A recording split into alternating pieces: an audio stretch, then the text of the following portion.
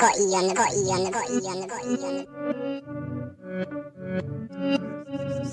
to your mind.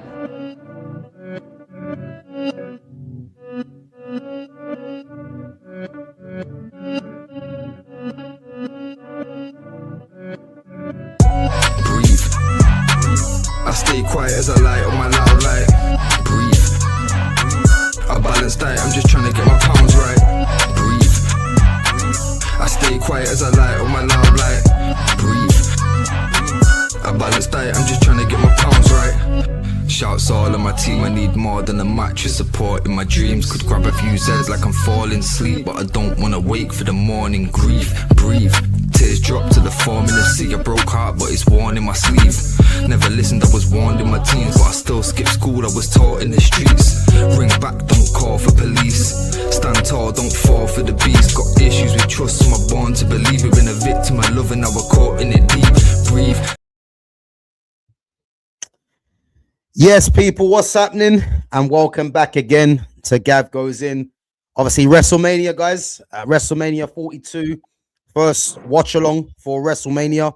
Big up to Fitz, man. Fitz, what you saying, bro? Same shit, different day, bro. Same shit, different day. Good, man. I hope you're in good spirits, man, from early today, boy. Yeah, man. Of course, bro. Of course. Yeah, Can't lie. Good day of football today. Good day of football. It is, man. Definitely, man. I think obviously we won the game yesterday.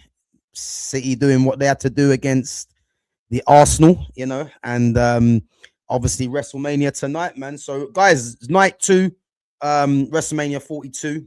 As I said, man, it's gonna be a good one. Some good matchups, and obviously, if those of you that are quite new to wrestling or to WrestleMania. Obviously, WrestleMania is the biggest sporting event for WWE. So, yeah, it's bound to be a good one. So, yeah, we're looking forward to it. Big up to Foxy Danny each and every time. Big up to Babs One Diva as well. And guys, when you come in, make sure you sub to the channel if you're new in here. And make sure you smash that like button as well. And interact with us in the chat, guys. It's a late one. You know, obviously, you've got 6 matchups, which we are going to discuss now. But before that, let's discuss actually, Fitz. What did you see it last night? The matches last night? Yeah, but obviously I had to catch it in the morning, well, the afternoon, so I sprinkled it in between. So from when I woke up until the Liverpool match, and then like the last 15 minutes of the Cody Randy match, we had to pause and come back at half time, innit? Yeah, So, yeah, I hear it. I literally watched that match, yeah, just literally about an hour before we jumped on. Yeah. What did you think of it? What did you think of that as a main event? Do you know what? Yeah, I actually thought Randy Orton was going to win, but when he's given Pat McAfee the RKO, it's like more or less that's more or less messed him up to get beat by Cody, isn't it? Really? Yeah. You know what I mean? Because to be fair, I already know like that's gonna be the logical. Well, you only beat me because I was getting rid of Pat McAfee, innit?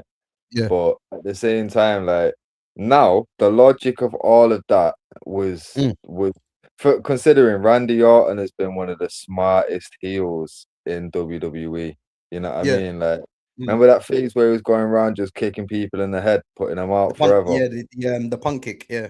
Yeah, man. And obviously that was after the Legend Killer, because he did the whole Legend Killer where he just put him on away and just like doing what they're trying to do now with Gunther, in it, like retiring old guys. Yeah. And then obviously after that, like, the next kind of phase of that was the kicking people in the head, innit? So he's been mad smart, like Triple H type of cerebral kind of heel, innit? And now my man, like a couple of weeks before Mania, has aligned with McAfee because the bosses made him, kind of thing. Because it's all kind of come out like it was Pat McAfee's agent that runs TKO, in it, that got him put in the main event. Oh, is it? Do you know the backstory? No, not even. All right, so Pat McAfee basically wasn't meant to be anything to do with it. Like, I think he's actually distancing himself from WWE but he's Oh, being is it? managed by that Ari Emanuel, who's like the head guy of TKO. So my Right. man's turned around and he said, apparently the quote is, "I'm gonna make Pat McAfee the next Sylvester Stallone." And like after that, he did everything, pulled all the strings to make Pat McAfee part of the main event. And in the build up, like ESPN and all this kind of stuff, Pat McAfee's been all over it, innit? Right. So like there's been a bit of backlash about it. Like you saw CM Punk's pipe bomb, innit?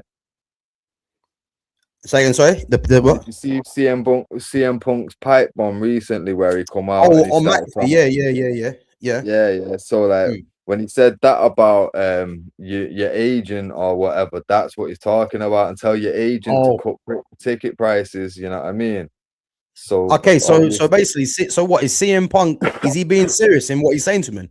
yeah. So like obviously, you see with the pipe bomb why it was so effective was because there was a bit of truth to it in it. Well, a Okay. lot of truth to it. So they've gone out, Mm. they've said to him, like, look, ticket sales were low as well. Cry like the ticket prices were crazy in it. Like there's been a big backlash over the ticket prices. They've slashed them Mm. down like bare times and Okay. still weren't selling out. So obviously, they've gone all out to try and get ticket sales up, and then obviously they've sprinkled in that with the CM Punk thing. They probably knew we're gonna slash prices like the week of, but because of that, we'll get CM Punk to mention it, so it looks like CM Punk's still the revolutionary. You know what I mean? Okay. So like obviously, you know how they are. It's like they call it a worked shoot in it. So it's Mm. like shooting, but you're not really like we know that you're gonna shoot, so it's not really a shoot in it. Yeah. But But obviously, there's obviously a hint of truth in what he's looking at, though, isn't it? What he's trying to get at. yeah. Because obviously the internet fans know Mm. what's going on and stuff in it. So when they Yeah. know, like people look into who's Pat McAfee's manager or agent or whatever, and they see that it's my man that runs TKO. It don't take too much for that to start spreading. You know what I mean? Okay. Everyone started hearing about it, and everyone was pissed because obviously the like both main events, Cody and Orton and Mm. Roman and CM Punk, they go way back because obviously, like the history between Cody and Orton anyway, in it with the whole like the faction, the legacy thing. Oh yeah. Yeah, and then obviously CM Punk, when the Shield made their debut, they came Yeah. came He was out to part of be the like show coming henchmen. through, innit? Yeah, like Yeah. they basically like Roman was part of the Shield and they were Mm. like CM Punk's henchmen, you know what I Yeah, mean? yeah, yeah. And even down to That's like why when Roman Reigns said to him the other day, you brought the other two in, not me. Because yeah, what he's looking at is that wrestling is in his family's blood, isn't it? You know what I mean? So yeah, he's more or less saying he would have been there anyway, not Seth yeah, Rollins and obviously Dean Ambrose, isn't it? yeah, but it's not just that neither though. Cause you What's see, that? basically, CM Punk's told the story in it, and he said basically Vince has come to him and he said that he's gonna put Daniel Bryan and Big Show with him. And CM Punk said, "Why don't you give me some new guys from the development system that nobody Okay. knows? Because these guys, like they've been beat. There's nothing to gain from this for no one. You know what I mean? So let it be Mm. some new faces that we can build up." So he's like, Vince has asked him, "Who do you want involved Okay. in it?" So that yeah, go on. Yeah, and my man's turned around and said he wants Dean Ambrose, Seth Rollins, and a guy called. You remember Cassius Ono? Yeah, I do actually. Why do I remember that name? Chris Hero in other companies, in it. But when he went to NXT, he was Cassius Ono. Yeah, that name rings a bell. Yeah, Yeah, yeah. so that So how basically did Roman Reigns get it in? because they didn't want Chris Hero. Because basically Chris Hero was like a lot older than them two, in it. Like my man was about with CM Punk on the Indies. You get me? Okay. So they turned around Okay, and so said, that's "Nah." why. So wait. So that's why CM Punk always says that he was handpicked, Roman Reigns. Yeah, That's what he yeah, means by that. Then. yeah. Because Okay. basically So he when never they've was meant said to be there no, in the first place, basically. yeah, because they've turned around and said we don't want Cassius Ono or Chris Hero or whatever you want to call him. But Yeah. we want to put they call it because at the time he was called Leaky or something in it. They said we Who's want to that? put Leaky in there. Roman Reigns in it. He was called something Leaky, like his last name was Leaky in it, but it was meant to be like a Hawaiian name or something in it, Samoan Yeah, name. because I actually remember one of the matchups he had, and obviously I never because I remember he was wearing like was he wearing like shorts or something like that? I think Yeah, he's wearing yeah. like shorts or something like that, and he looked like he was someone that I never would have thought that would have become as big as what he is now, isn't it? Mm, So in a sense, like in a way, when they're saying he's been handpicked, it's WWE have exactly that. handpicked him to be the face, basically. Yeah, yeah, because bear in mind, bro, my man main evented like 7 or 8 WrestleManias in a row, Roman Reigns, yeah. But if you remember, when he first started main eventing and winning Royal Rumbles, you not remember they sent The Rock out to try and save the Royal Rumble when he won, and he still got booed. I Not can't remember actually this, remember that one. bro. I'll send you the picture, yeah. The Rock is looking baffled. He's holding Roman's hand up, yeah, like at the end Yeah. of the Royal Rumble, and The Rock's face is so confused. He's never heard booze What like for the is he wrong. confused at the fact that he's won the Royal Rumble, but he's getting booed for that? Is that what it is? Nah, so Roman Reigns won the Royal Rumble, yeah, Yeah. but then basically he's about to get attacked. I think he'd eliminated like Kane and Big Show in it, and then Mm, fucking them two have jumped in like they're gonna fuck him up after it in it, and then the Rock's mm. come down to save the day, and him and Okay. Roman's cleared the ring, and then he's lifted Roman's hand in it. Now with the Rock coming down, beating up 2 man with him, and then raising Mm, his hand, the Rock was expecting that to turn it around in it, but okay. it didn't though. You know what I mean? Everyone just booed it even louder, and the Rock just looked. Why do you think though? Why do you think that was though? Because everyone, like at the time, the fans wanted Daniel Bryan in it. Like the fans felt like the voice wasn't being heard in it. Like even that whole yes movement thing, like that was forced through by the fans. Like they did not want Daniel Bryan being the main guy. Yeah, It but was just bro, a but case of this is the thing, yeah. This is the thing that I don't understand, yeah. Like when it comes to wrestling, yeah, I look at for like who's the most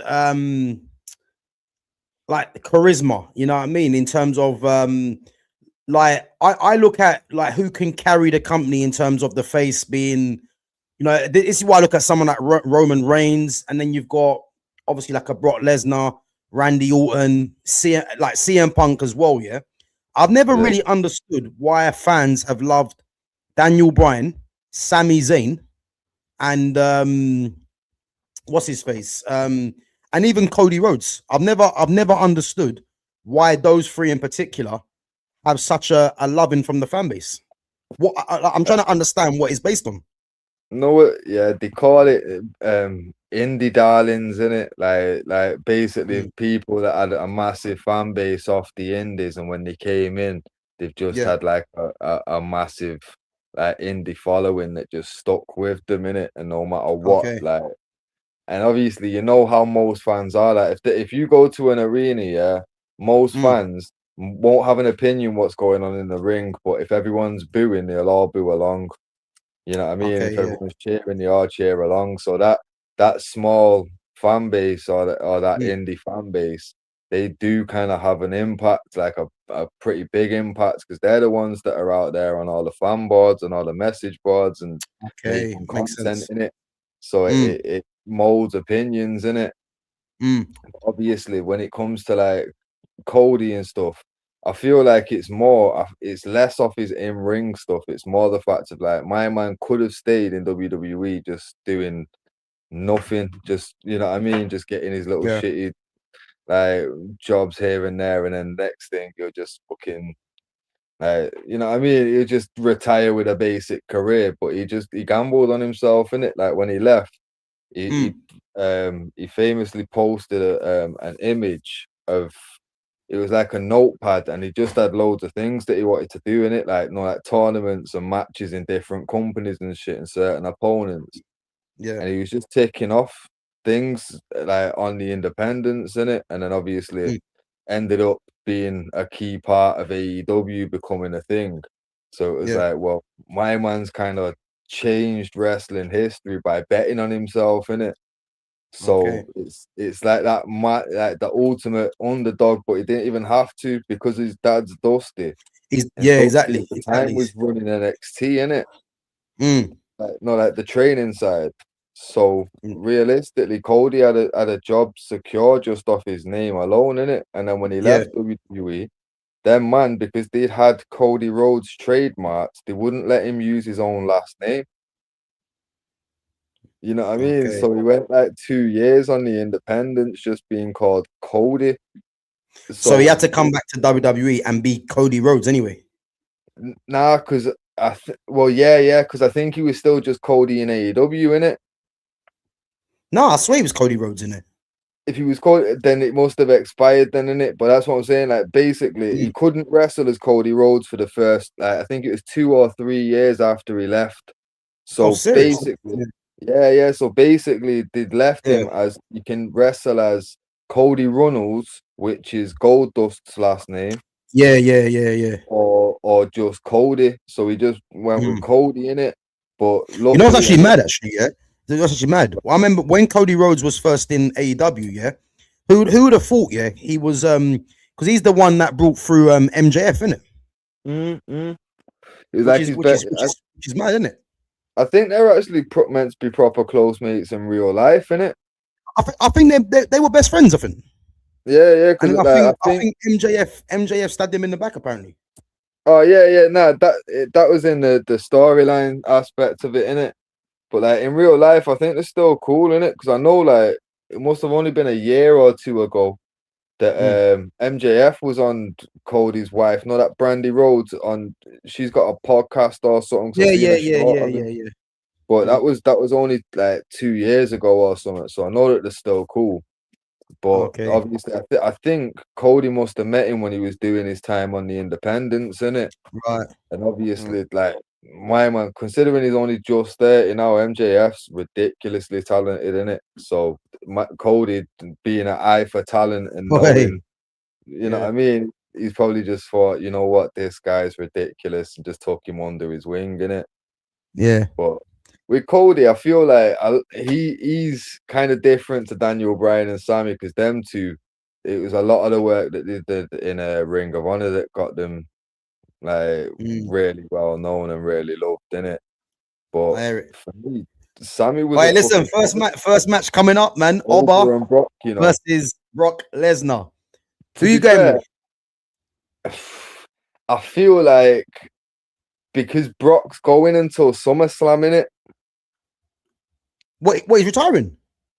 Well, fucking, I think Cena fucked up on an interview in it without knowing because fucking he got asked a question about Brock or something, and he said something about retiring at SummerSlam, and then people looked into it, and SummerSlam's in Minnesota, in it, which is Okay. where my man's from. So Yeah. it makes sense that he's gonna retire in his hometown, innit? It's like some song, yeah. Yeah. So I'm thinking if he's going to SummerSlam, I think he's gonna have to get the win here because otherwise, what's the point? You retire here otherwise, isn't it? If you're gonna pass the torch to Oba. Do you know what? I'm gonna say Oba wins, yeah. But do you think he's the replacement for Brock? Oh yeah, 100%. Do you think? 100%. He's gonna be the new beast that just comes down and just tears people apart. Like, Yeah. but the thing is, though, I feel like he's gonna be a bit more like young Brock. You know what I mean? Remember when Brock used to actually put on matches? Like he's gonna be like that because Oba actually can put on a good match. So I feel like coming in and just spamming one move and then hitting a finish is gonna be just a waste of him in it. But The fans love him though, isn't it? yeah, bro, he's a beast though. You know what I mean? They booked him well in NXT as well, from what I've seen, because I don't really follow NXT anymore. But Well, bro, he have... wasn't he because I know he was champion NXT, but I swear he went to TNA as well. Yeah, because I swear he went TNA. I think he was like I think he invaded TNA or something like that. He was going up for the champion TNA or something like that, I think. Yeah, because the TNA and WWE made a little partnership in it. Mm, And then basically, instead of it being like main roster WWE guys, they mainly had it mm, NXT in it. But mm. it did still extend. Like, if you notice, AJ ended up going over to TNA. Didn't I don't think he did a match, but he went over to do like a promo on an anniversary Yeah, special or he went there for something. like some sort of reunion as well. I remember. Yeah. And Yeah. on top of it, I think he went and did TNA's Hall of Fame as well in it. So it's like they're working Okay. together, like, because they know that obviously a lot of Mm. TNA wrestlers end up in WWE, so it'd be Yeah, good to yeah, have yeah. the footage in it. So Mm, and obviously TNA aren't in a position where they can say, "Nah, we're gonna go alone." So mm. it's one of them. Bro, So I used to watch TNA all the time. You know when I first started watching TNA, yeah, was yeah, I think I mentioned this before, was when they had Loki and Edith Skipper and Christopher yeah. Daniels. The What are they X called again? Division. What are they called again? But no, I said the X Division man in it, but Bro, once listen. The X Division matches. Listen. TNA was sick, once man. But I'm that's when literally AJ just Styles was finding my proper young as fucking well, isn't it? laptop. Huh? Yeah. That's when AJ was proper young as well, isn't it? Yeah. That's what I'm saying. Mm, That TNA, I'm not gonna lie. Like, when you look back on like the mm, matches that have been part of the company and that, and the wrestlers that they had in the years that they had them, TNA for mm. content, they're up there, you know. Bro, TNA Like, was. I mean, do you remember Abyss, the Monster Abyss? yeah. Abyss Yeah, was cold, but he was bro. clearly a rip-off. Abyss is working in WWE now, isn't it? Yeah. I think he works as part of the creative or something. Yeah, nah, he's one of the man that helps the guys put together the matches in it. Okay, yeah. Is But it like Chris? I fucking think his name is, isn't it? yeah, Chris Park in it. Chris Part. That's the one. Yeah. Yeah. Like my man fucking obviously like his matches. He was Mm. clearly like meant to be like a hybrid of Mankind and Kane in it, but his matches, Yeah, I yeah. loved them. Nah, Abyss was sick, man. His matches with AJ and that. Even I'm taking it way back. Even Aces and Eights with yeah, Bully Ray and Devon. yeah. Bro, listen, man. TNA was the TNA was good, man. It's actually quite a shame now how TNA, like, it's to me now. I don't even know what's going on in TNA. I think the last I see of TNA, and they got what's his name? They had a group there. What are they called again? There's a black guy in it. It's gonna bug me. The System. Who? They're called the System. The black guy is bald-headed black guy. I forgot his name. Eddie Edwards and his wife were part of him as well. Okay. You know them, man. You definitely know them. And remember Fandango. Yeah. So he's called Cyan Kels. What his name? And he's part of them as well. Fucking hell. Okay. It's called the System or something. And Okay. the black guy's called Moose. Moose. Yeah. I know Moose. Still, I Yeah, know Moose. yeah. So they were called the System or something like that.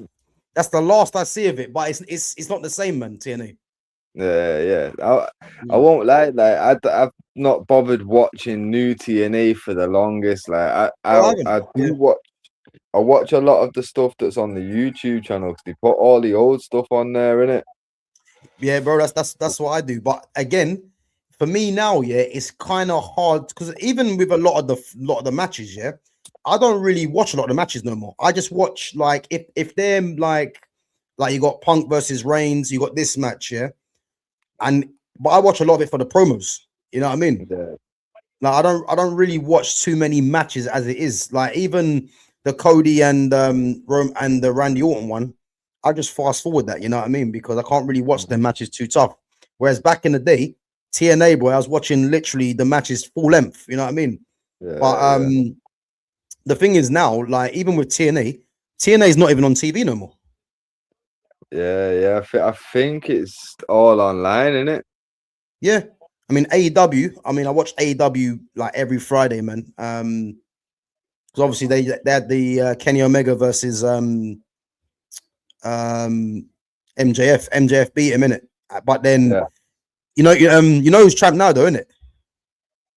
Who? You don't know who's champ now? In AEW? No, I've not watched AEW for a minute still. Oh, serious. So MJF beat Kenny Omega, yeah, just recently in Dynasty, yeah.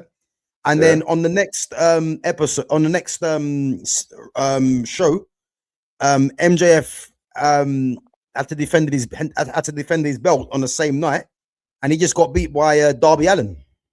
Oh my days. yeah. Darby Allin's champ, bro. That's what I'm saying. That is shit. But you know what? That's a perfect example of why I stopped watching AEW, because it's like they listen, like you see, like when I was saying about WWE weren't listening to the internet fans and weren't listening like with the Daniel Bryan shit. These man listen to everything. You know what I mean? Like one person with fucking 1,000 fucking views could say something, and the AEW will react to it. You know what I mean? It's like, so the thing is, Darby Allin, for me, he's another Sami Zayn, where they're like, it's like for me, the way I look at it, it's like they're feeling sorry for him, so they give like, because I don't really, I mean, to be honest with you, Darby Allin is a madman, to be fair, but he's the champ now, bro, and I think it's odd, because it's like, are they giving it to someone because it's more of a fan favorite in a sense? But I think he's a fan favorite because he's an underdog.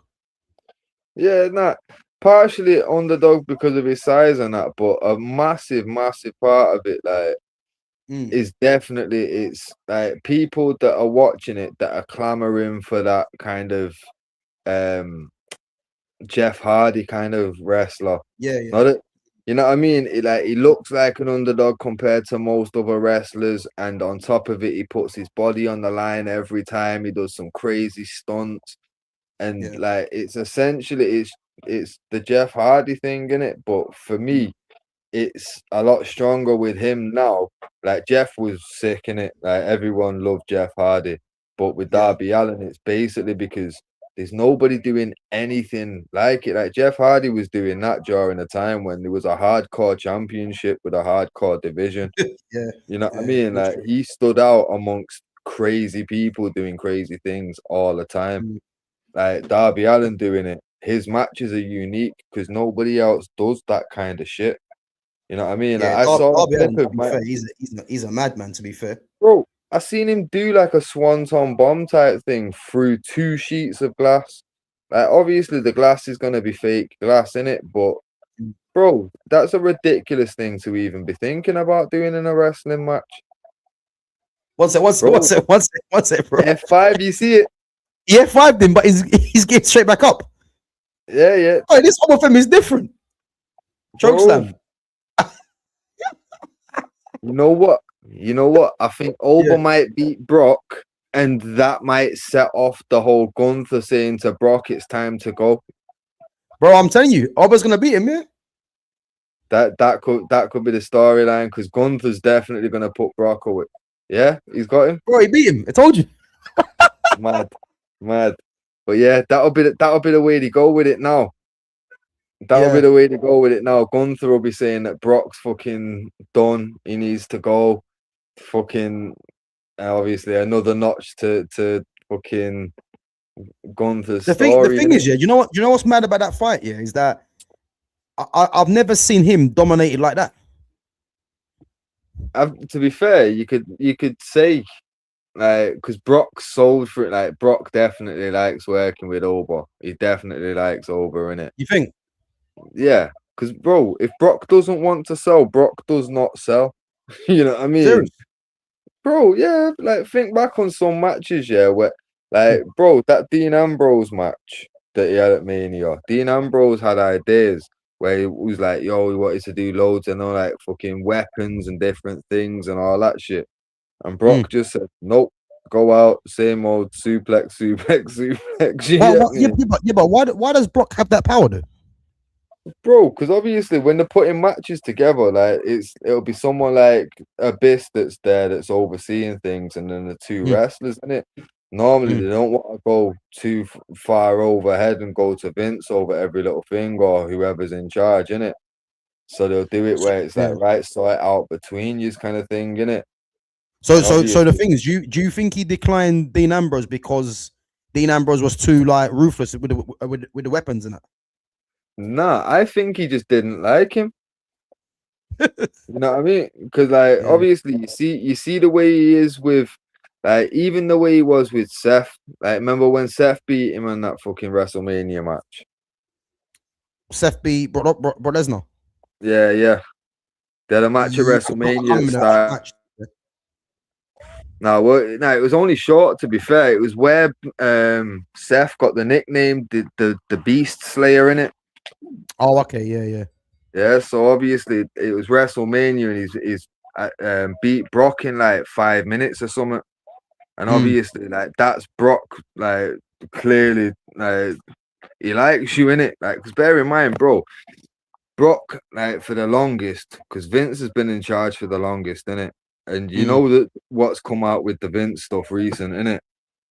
I mean, I've been hearing bits and pieces about Yeah, Is and it fucking Epstein? Brock's heavily involved in that stuff there. Oh, serious? Yeah.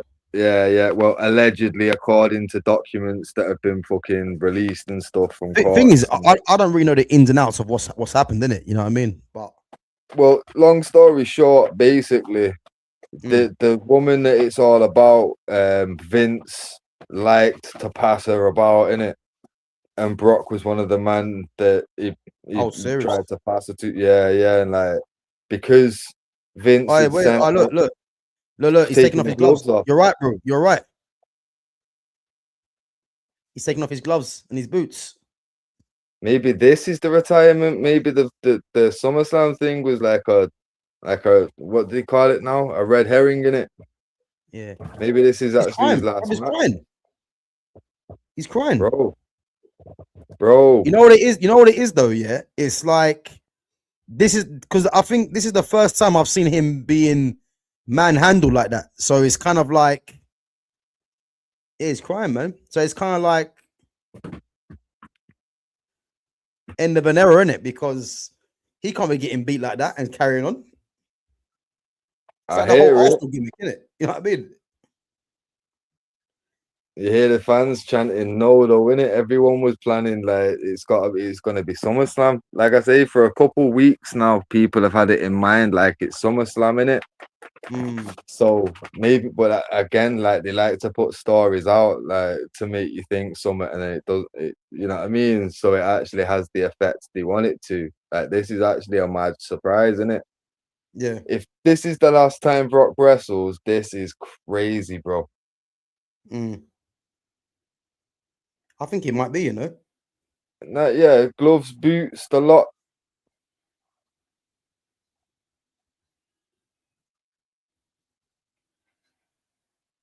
It's definitely. That's mad, bro. That's mad, Didn't expect that, boy. bro. This is bullshit, bro. In the space of what 4 months, we've lost John Cena, AJ Styles, and Brock Lesnar. Yeah, he's definitely finished. You can tell, innit? Yeah, man,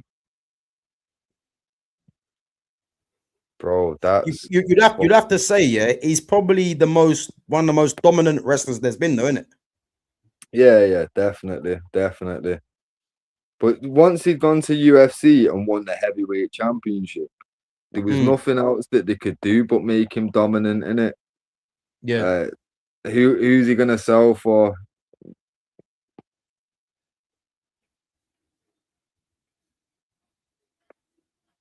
This is mad. Didn't expect that, boy. I'm actually like lost for words, man. Well, you Bro, didn't think this it'll be is now? huh? What didn't you think it'll be now? Nah, because obviously, like I say, I thought John Cena had slipped up. Like, obviously, that all that shit there has been a work in it. The way they slipped that in to make Mm. this as effective. I know there's a Bro, lot Paul, of internet. Paul Heyman's devastated. Yeah, because obviously, bear in mind, bro, he saw like Brock from like When he was developmental and young, yeah, yeah. like, got him brought up and all that. You know what I mean? And was Mm. manager from day one. Like the Mm. whole way. I think obviously there was a short period where Heyman was with Big Show, like he turned his back on Brock for the Big Show in it. But Mm. fucking, I think pretty much his whole career, my man's been involved with Paul Heyman. Yeah, yeah, yeah. The advocate, innit? Yeah, yeah. Even like in UFC, Paul Heyman was the guy that was dealing with his contracts when he was in UFC. You know. Oh, was he? Yeah. Paul Heyman's been involved in everything that Brock Lesnar's done since the day he I met didn't even him, know that. basically. Didn't even know Yeah, that. since the day he He's got to met be the him. best manager there's been, though, innit? Well, like old school guys might say that Paul Ellering, innit? Cause you see, back in the day, he Paul used to Ellering. manage. No, I think Heyman's better than Ellering. No. Just for the fact of you see what Ellering had to do, yeah, fucking, Mm. he was like proper manager. Like he'd get the Legion of Doom their flights, their fucking accommodation. Like he Oh, sorted okay. everything. So it was like Mm. he was a proper manager, and Hawk Mm. was a fucking madman. You know the stories about Hawk, innit? I don't, but you can see he's a bit of a madman in the ring, innit? Yeah, bro. My man, you see SummerSlam 92? Yeah, when he come to Wembley, yeah? Mm. Bro, my man ended up meeting up with a biker gang in the UK and just staying here.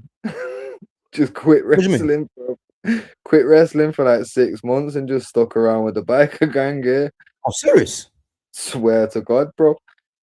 Anytime Legion of Doom broke up or went away or any of that kind of shit was because Hawk went on a mad one.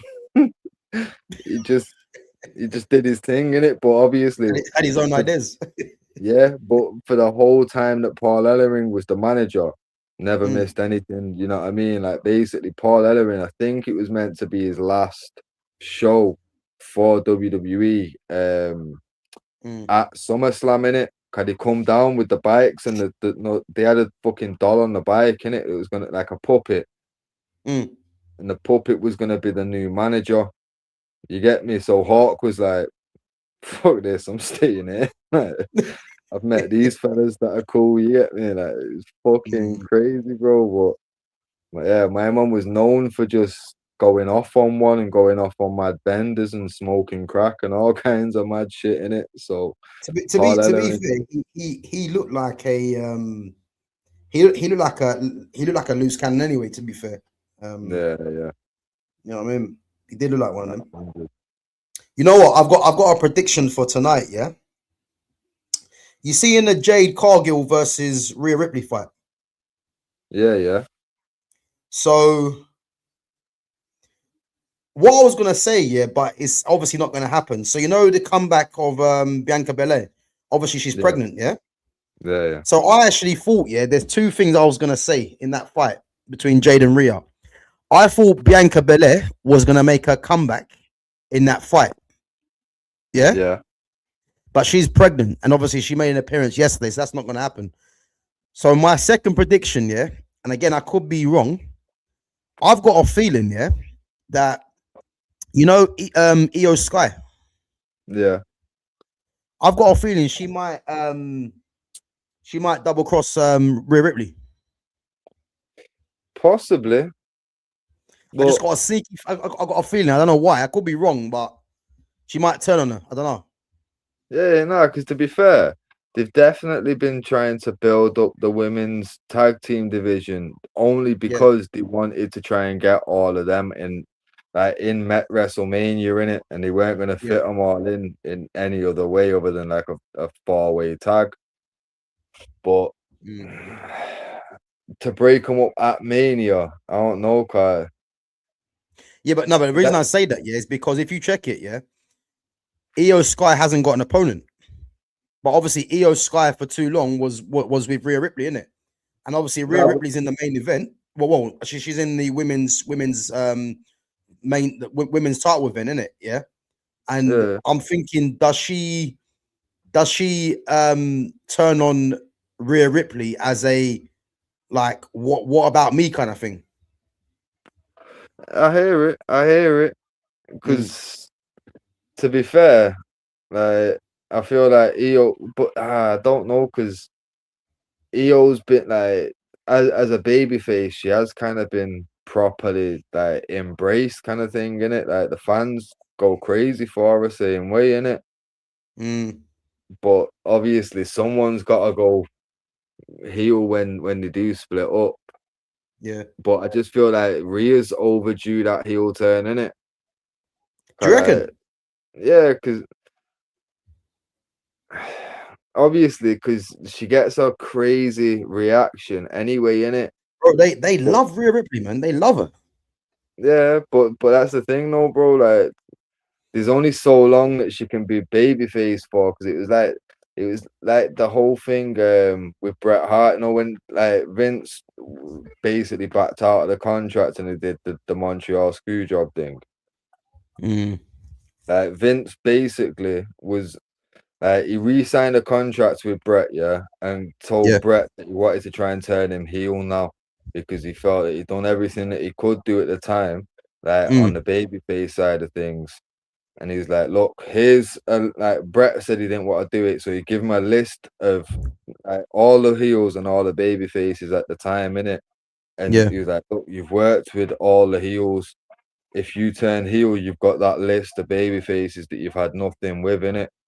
And he's like, oh well, why don't you put me against Owen and this guy and this guy, like the three names that hadn't been crossed off on the other list.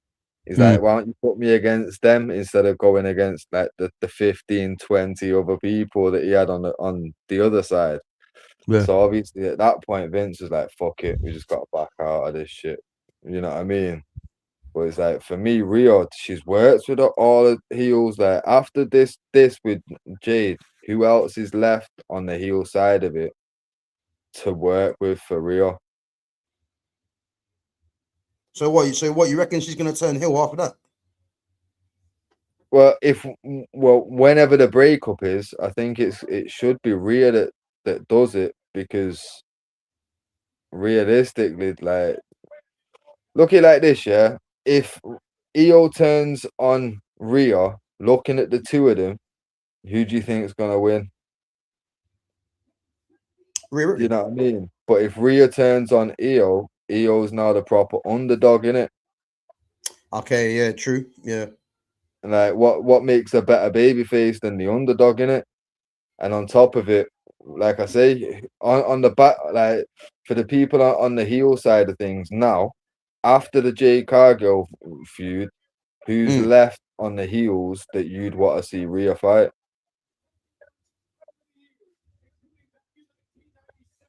Yeah, do you know what? That's actually true. Actually, yeah, that's actually true. If she then turns but obviously, don't forget as well. Remember, Naomi didn't even lose her belt.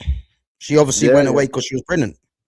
Yeah, and that's what I'm saying. So, say for example, if Rhea wins the belt and ends up turning on Io, to get like cut the dead weight. I don't need you. Where would I need you? I've got this belt. Yeah. You know what I mean? And then obviously from there, Io can do the underdog thing. Io can be like the first opponent to buy a bit more time for Naomi to get back. And when Naomi gets back, she can then come up against Rhea. If Rhea wins, Rhea can carry on the heel shit and go against maybe Paige, because Paige returned, innit? Yeah, Paige is back. She won the belt, isn't it? The tag team belt. Yeah, but that won't last for long, bro. She's teaming with a Bella twin, bro. yeah. You know what I mean? I won't be surprised if they lose the belt tomorrow on Raw. You know what I mean? That was just to bring Paige back and give her a happy moment. It's true, man. You know what? Speaking of the women, actually, did you see the match between Stephanie Vaquer and Liv Morgan? I didn't know, because basically when I was catching up with stuff, I was watching with my son, in it, and like Okay. he doesn't believe the women wrestlers in it. He thinks it's too choreographed. I'm like, mate, Yeah. To be fair, he's not wrong. He's not wrong. I, But you know what was dumb though, yeah? You know it was dumb.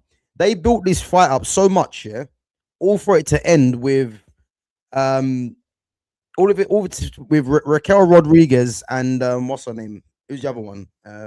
Roxanne. Roxanne Perez, yeah. They've come to the ring, distracting Stephanie Vaquer. Vaquer's flipped over the ropes, took both of them out. Forgot Liv Morgan was there. Liv Morgan throws her into the stairs, throws her back into the ring, gives her a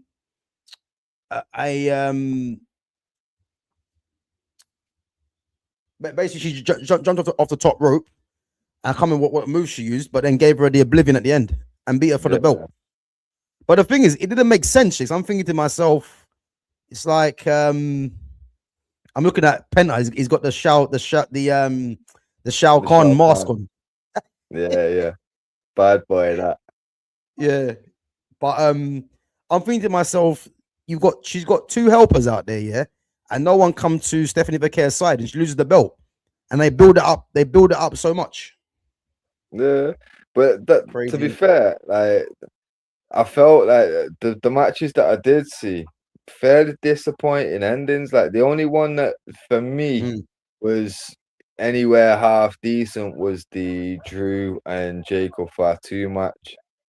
Yeah, but bro, even that fight though, yeah, even that fight, I didn't think that fight was that good because I'm thinking it's unsanctioned, yeah, bro.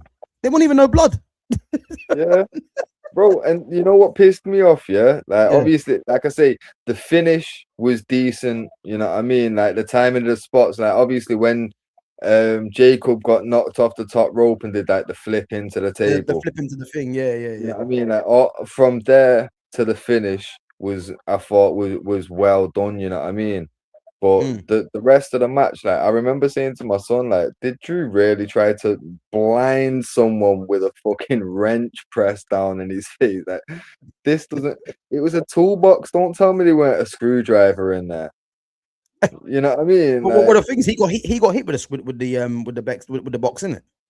Yeah, but like, because obviously I know the toolbox was part of this, like the storyline, like feuds that had been going on with them in it. Obviously, like you say, Drew had been hit with a toolbox in like previous in the build up in it. But the fact that they drew for a toolbox and then had a spot where it's like we're gonna blind him, why wouldn't that be a screwdriver? Yeah, you know what I mean. Like, why use a wrench where he used the socket end, bro? It was like this coming into his eye. Like, there's no way it was going anywhere near his actual eye. You know what I mean? I know you mean. Fucking hell, considering like I'm not a fan of the mad like weird shit. Like remember when Jeff Hardy had that match and he put a fucking a screwdriver in his ear and twisted it? Oh, I remember that. Who done that again? Wait, who done that again? Yeah, because the airing in it. Yeah. Was it not Randy? Who was that again? Was it not Randy? It might have been, it might have been. I know it was meant. It might have been someone. Was it Randy Orton? I don't know. I think it was either Randy or Punk in it. It was one. It was one of the. No, it wasn't CM Punk. Definitely wasn't CM Punk. Oh, listen, it was Randy Orton. Big up to Erling Poundland. Big up. Yeah, it was Randy. It was Randy Orton. Yeah. Randy Orton. Like that there. It was gruesome to watch, and I'm not a big fan of it. But fucking hell, like it. There's no having to suspend disbelief for that, you know what I mean? It's like fucking hell, like, and even if it had just had a screwdriver and like Jacob would have just fought away with it, just that moment there would have been more impactful than pressing a wrench on his forehead, you know what I mean? Like, just the match let me down, but the finish was probably the best finish of the night because bear in mind, the main event finish was poor. You're saying that live one was poor. What else did they have on last night? Bro, No. I'll be honest, yeah. I can't even tell. I don't think really there was one good match. Honestly, Nah, Seth and Gunther was pretty shit, and that got spoiled because obviously the whole Bron Breaker come Bron down Breaker, and but bro, interfered. I knew Bron Breaker was coming back anyway. Like it was so obvious. You know what I mean? Yeah. But that's what I'm saying. Like the fact that he come back and cost him a match, it was like an interference on Raw. Yeah, You know what I yeah. mean? Like that interference should have, like Been it left should for have been Raw. in the Yeah. middle of the match, and then a lot more happened after it. You know what I mean? It shouldn't have really had an impact on the outcome. But Yeah. again, it spoiled the match in it. Then you've got the 6-man tag with the YouTubers versus the Usos and that. Like, bro, it's just pointless night really. I Bro, felt like last night. it was stupid, didn't it? It was Yeah, stupid. bro. It was dumb. Last night was essentially just one big pre-show, a 4-hour pre-show. Yeah. It's a I'll, joke. I'll be honest with you. The only matches I'm looking forward to, yeah, I'm not even looking forward to Dominik versus Demon Finn Balor. I'm not looking forward to that one because I just don't rate Dominik Mysterio. I think he's rubbish, man. But I'm looking forward to the CM Punk Roman Reigns and the Jade and Rhea. They're the only two. I think apart from that, I can't really say I'm looking forward to anything else, innit? Let me go through these comments quickly, 1 minute, innit? Yeah. Big out to Baz One Diva says, Gav, who is the number one wrestler right now? Fitz, I'll let you answer that one. Who would you say is number one wrestler? And tell me why as well. Or let us know why. If we're It's talking, it's not a simple question, is it really? nah, like for me, if we're talking all round, Yeah. and we're talking like leaving legends out of it, it's probably MJF. But if legends are involved, I'll go all round Randy Orton because it is ridiculous.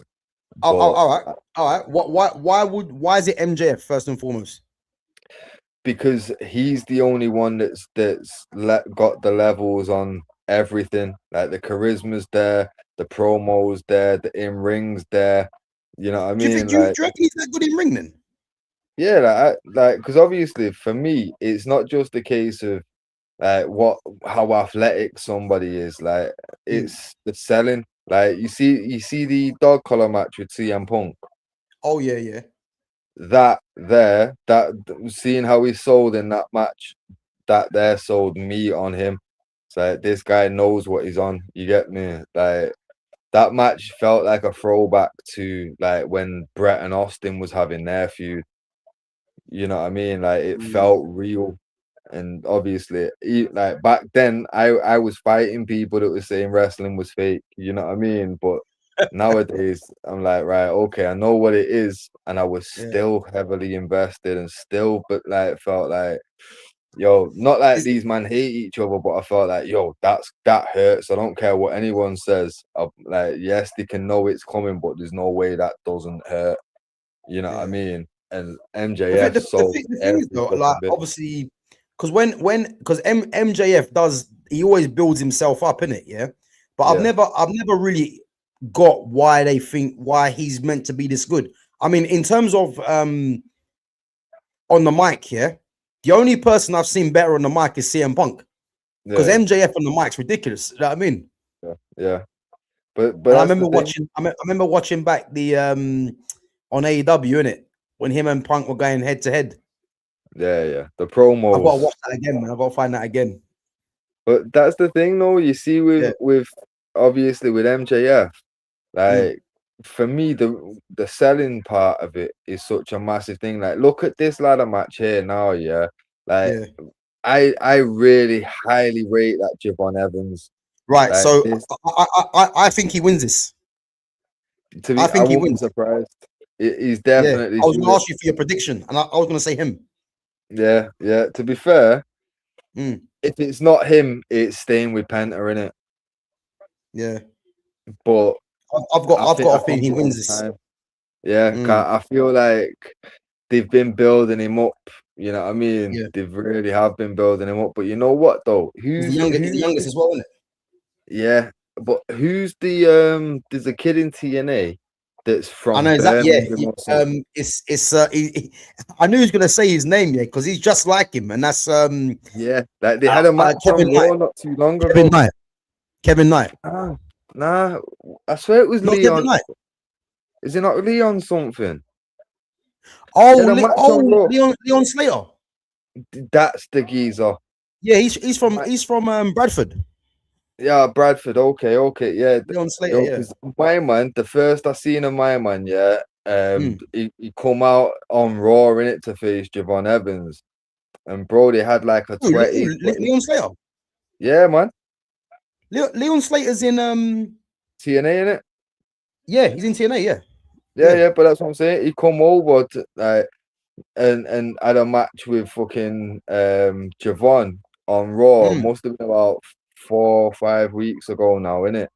But Mm. it was fucking ridiculous, bro. Like, I encourage you to go back and watch that match because it was really good. And obviously Well, in terms the of high flying and that. styles, yeah, man. Like, I watched it and then I got my son to sit and watch it because I knew that he'd like it, innit? And Yeah. he said exactly what I thought the first time I saw it in it. He said these two should be a tag team. I'm like, yo, yeah, they should. I'm not lying. Like them man together would be ridiculous. So and I can see WWE seeing Javon as more of a tag team level guy. Like, I think they'll give him his Okay. little run whilst the hype's there, but I feel like he's got a glass ceiling that he's gonna hit. Yeah, but I can't really see who he's gonna tag team with though. I think that's who they bring in, that Leon Slater, bro. Oh, okay. I Yeah, think so right now they'll they're make him letting him have they'll his make him run. a high flying tag team. Yeah. Because this is what I'm saying Yeah. right now. They're letting him have his run, and then once it hits that glass ceiling in their eyes, that by then that Leon Slater will be ready to bring in. They'll bring him in, and Okay. more than likely do like a little feud that turns into it. Remember how Sheamus and Cesaro started off like Yeah. a rivalry that turns into fucking bros. I can see something like that happening with them somewhere down the Okay. line. So what you think Leon Slater's just in there to get a bit more experience? Yeah, like I think right now they're capitalizing on just how much everyone's started reacting to him in it. But I Okay. think Triple H looks at a guy like Javon and says he's not got the weight. He's, you know what I mean? He's fucking like he's got commentators calling him bouncy. You know what I mean? I Yeah. can't see someone with a nickname as of Bouncy being the WWE champion on the Triple H's watch. Can you? Yeah, I know what you mean. I know what you mean. Yeah, I know what you mean. To be fair, He's going Spanish fly. Ooh, Jade Mcdonagh, Spanish fly. Let's just go back and just these questions quickly. Big up to Glossy Pom Pom says, I only know Rey Mysterio Jr. of these, and I can't even tell which one of it. He's like, so you got you're lost in it. Their mask going on. So you got Penta, you got Dragon Lee. Dragon Lee was the former partner of AJ Styles, and obviously Dragon Lee's the one that just did the flip off the ladder in it. The one in the like the fucking Y front. That's JD Mcdonagh just gave him the Spanish fly, innit? Yeah. And then obviously that's Penta now on the ladder. Yeah. So the other mask, that's Rey Mysterio. There you go. Yeah. They all the funny thing is they're all wearing red, I think. So that's why I had to wait until they all did something so I could break it down for. Yeah, big up Glossy, man. That's Penta. He's the champ at the moment. Who's on the ladder right now, about to get suplexed. I can see Penta getting a short run with the title. You know. You think? Yeah, he's going for the flip. He's going for the flip. It's so obvious. Yeah, look, it's so obvious. I don't know how this is gonna go though. But that's the thing with like when they've got things like this coming up, like the setup, like that, like see with MJF, very rarely do you see a setup obvious like that. You know what I mean? Everything's smooth, believable. He sells right. Like it's the package for me. Mm. But like Okay, I that say, guy is dead. Yeah. You to be know fair, what I'm that ladder surprised didn't what even you know bend. I'm surprised at though, yeah, what WWE haven't done yet. Go on. Yeah. And I'm surprised you haven't picked up on it either. Why have they not made Penta and Ray Phoenix a tag team in this yet?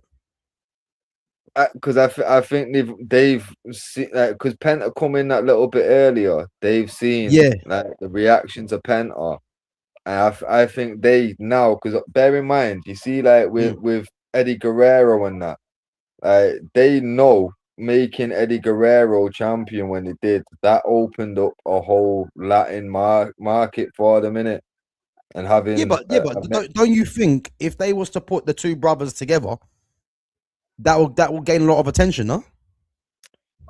Because when they were in AEW, like they were champs in AEW as well. yeah. No, but So that's what I'm saying. surprised they Like, haven't done that yet.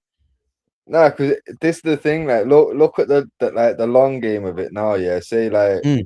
Penta ends up in a big like rivalry. Like, it could even be whilst he's holding this belt. Like, if he retains this, it could be a big rivalry, like an intense one. No, like before people step up. Remember, like before Stone Cold stepped up, he had that long rivalry with The Rock for the Intercontinental title.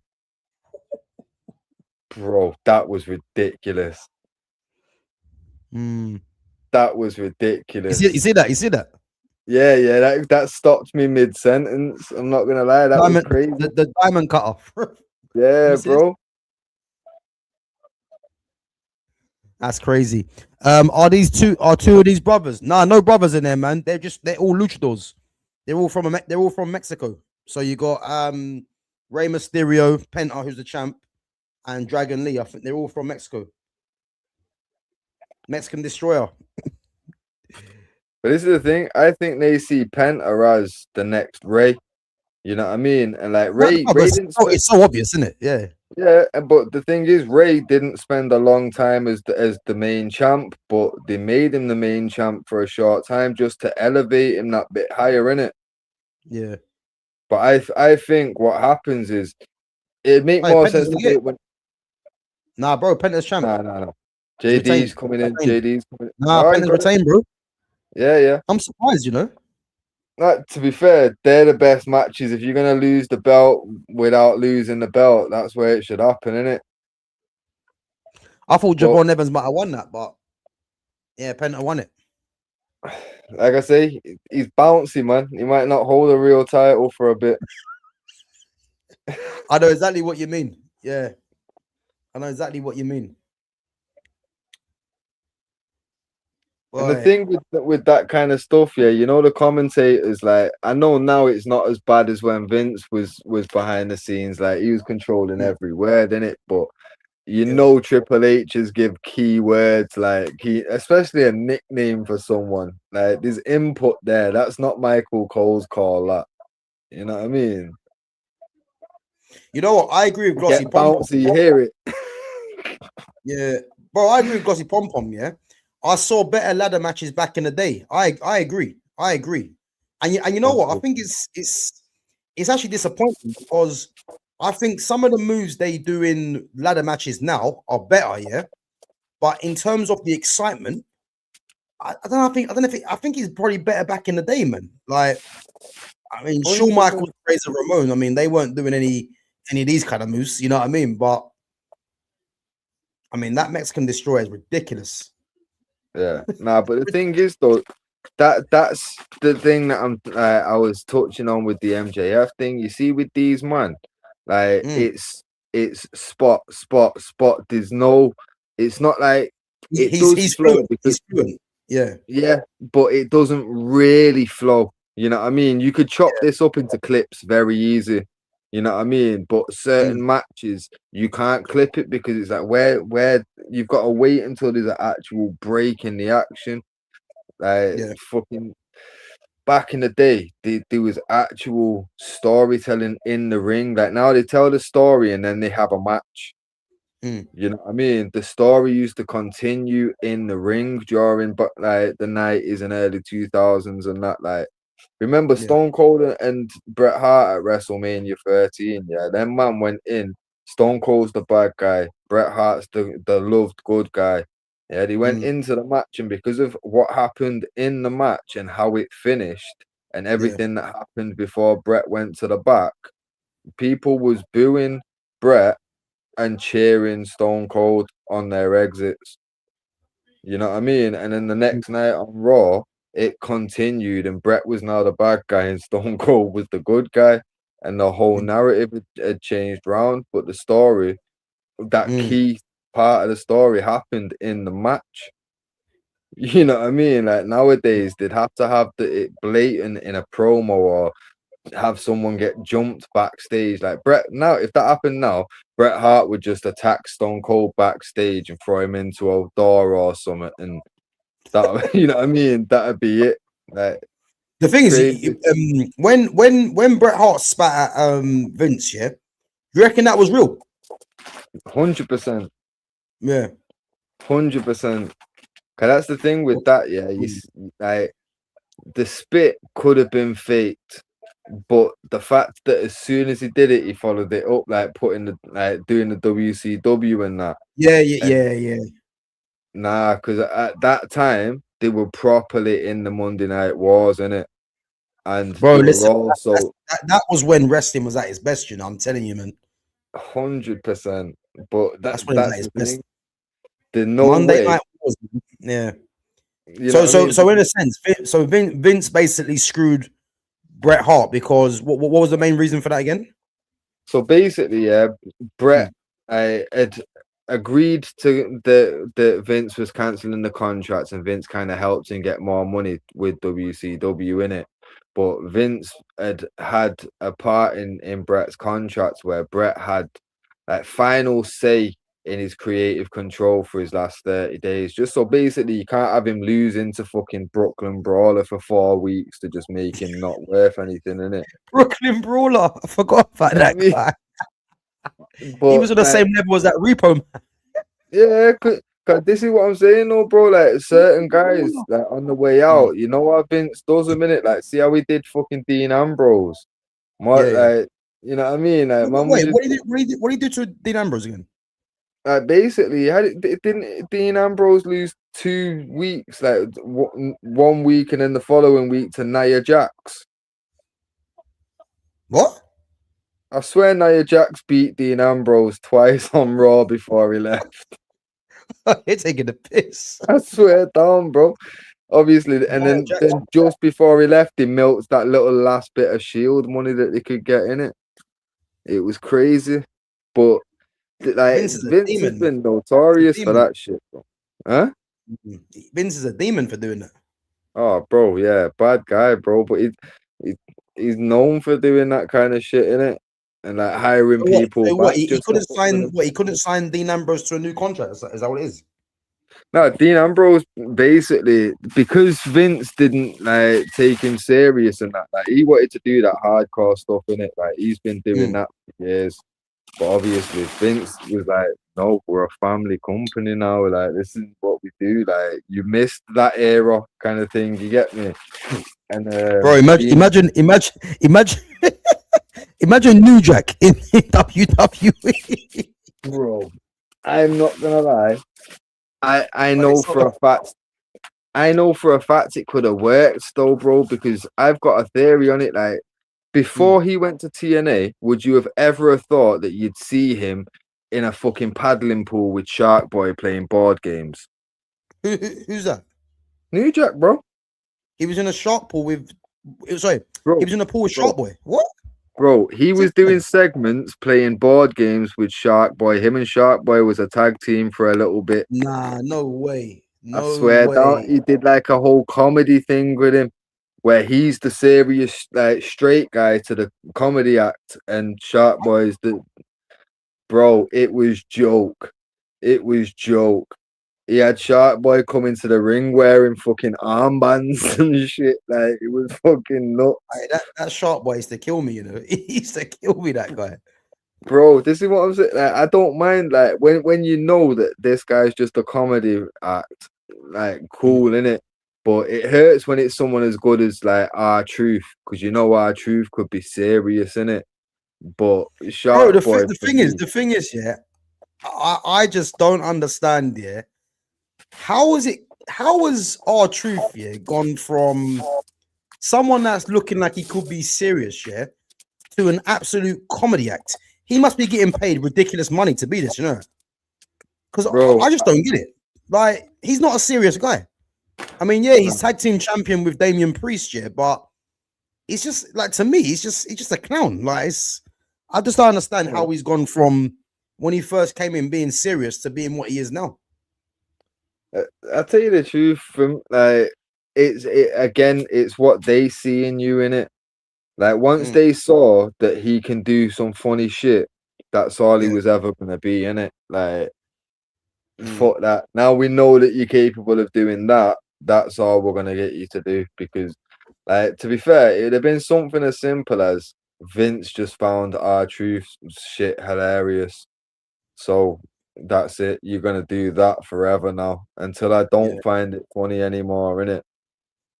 But it's a piss take because, like you say, when you've seen him do serious stuff, you're like, why? You know what I mean? But like for me, Shark Boy was cold because I didn't see anything more in him. Same way, like you see, what do you think of Danhausen, Bro, come on, man. Why we got these guys in wrestling, man? Seriously. bro? Bro, I'm not gonna lie. I just don't get it, man. Like, I mean, let's be serious, yeah. Is Danhausen ever going to become a champ? He's not, is he? Mm-mm.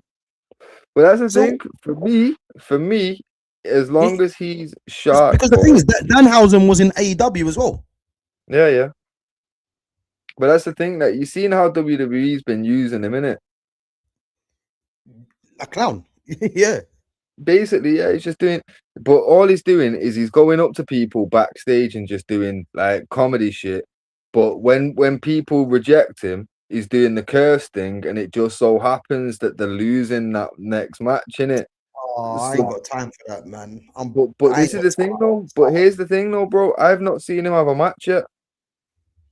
No, You know what I he was in mean? a match the other day. Against who did he fight the other day? To be fair, he fought the other day, yeah, and he come out with some decent moves that I didn't expect. To be fair, I can't remember who it But was he fought, but he actually won. so that would must have been his first match in it. Yeah, yeah, Yeah, but but he's not like, serious though. uh, It's yeah, yeah, but he's that's not that's what serious. I'm saying. No, I don't expect him to hold a belt. Like if my man even holds the Intercontinental Championship, I'll be pissed off. That's not what Bro, he I should be think doing now. I'll have to reevaluate, man. Watching wrestling, I'll be honest.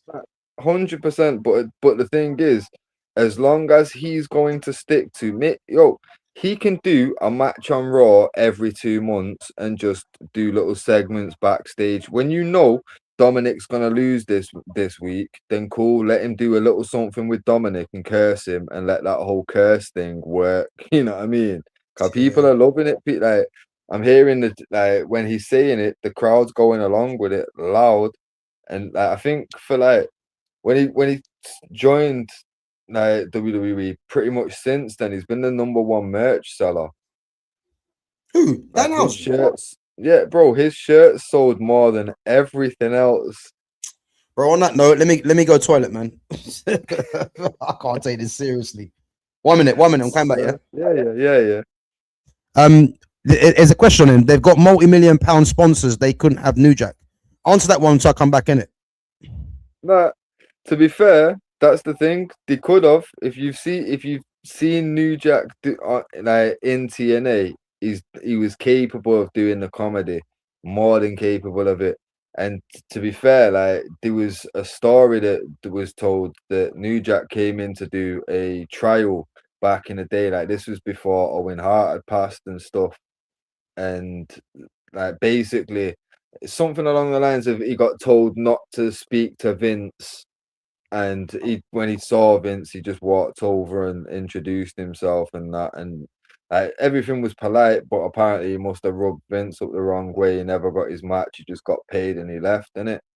But fucking, he could have gone in then like around 97, 98, because they were getting, well, I think it was 98 in it. But like I say, 98, that's where they were really getting into the hardcore stuff. So he could have, Because bear in mind, like people act like, oh, yeah, he was lunatic, he'd stab people up. Like he did that on these little shitty small shows where people were trying to take advantage. Like, I love New Jack like I love Andy Cole. I'm not gonna lie, like I know the incidents. You know what I mean? I know all of the incidents, and I know the reasoning behind it because I've watched pretty much every fucking New Jack interview I can do. And yeah, man, like. I wouldn't say that they're justified reasons. There were justified reasons to actually make it a shoot and actually hurt people. But okay, maybe not stab people or hit people across the head with metal baseball bats and that in it. But obviously, he overreacted when he. But that kind of shit happens, innit? Like Perry Saturn famously got given the moppy gimmick because he snapped at somebody in the ring and like smacked him about for real and that. But New Jack proved that he could work in a big company at TNA, proved that he could do the comedy thing without being the joke. He could be the serious one that makes it funny, because when you've got like a fucking like Goldust and Booker T, when Booker T was being the serious guy and Goldust's just doing shit, and the comedy gold is where Booker doesn't laugh and doesn't crack at it, you get me? And just like that's what New Jack was doing with Shark Boy, and that's very easily what he could have done in WWE. Like New Jack was decent, like don't get it twisted. A lot of the stuff that you saw in '98, you wouldn't have seen it if New Jack wasn't about. Like that whole jump off the cage and that. Like New Jack was going up balconies in arenas and jumping off them, like on top of people through tables and shit. Like he was the first guy doing those big jumps. The next thing, Shane McMahon's doing it, Mick Foley's doing it, fucking Jeff Hardy's doing it. But New Jack was innovative as fuck, man. The fact of like him coming down to the ring with a trash can of full of weapons, like don't act like it couldn't have been done. Like I saw fucking Raven coming down with trolleys full of weapons. It just has to be WWE approved weapons instead of it being. To be fair, he could have probably even got away with a staple gun and a dollar note on the foreheads and that. Like I'm not hearing it. 1998, the amount of wild shit I saw. I watched Mae Young give birth to a hand. Yeah, I saw Mark Henry say, "Oh, what sweet Jesus, it's a penis." Don't tell me that my man couldn't have stapled a dollar bill to someone's forehead, especially when I'm watching Mick Foley get thrown off the top of the Hell in a Cell, through the Hell in a Cell, on top of fucking thumbtacks. Like New Jack could have done his bits, man. I'm telling you. But obviously, the one thing that he would have been hampered in is his promos, because when it's serious New Jack will curse and will get a bit carried away, innit? Like it's real at that point. But keep him on comedy-esque stuff, because you know WWE wouldn't give him a serious run because they can't really put the full trust in him. So you take him for what he's going to be, accept that. You could have made that work. Don't get it wrong. New Jack fucking just wasn't for all the bullshit in the corporate world, innit? Like might not have lasted long because he didn't want to fucking go around and shake the hands of the fucking correct people, but could have he definitely was good enough to fucking fulfill a role. What we got here, Sami Zayn versus Trick for the US title. Chat, let me know what's going on. What do you think happening here? Think Sami's losing at Mania again? They've been building Trick up in it. I feel like Trick has to win here, doesn't he?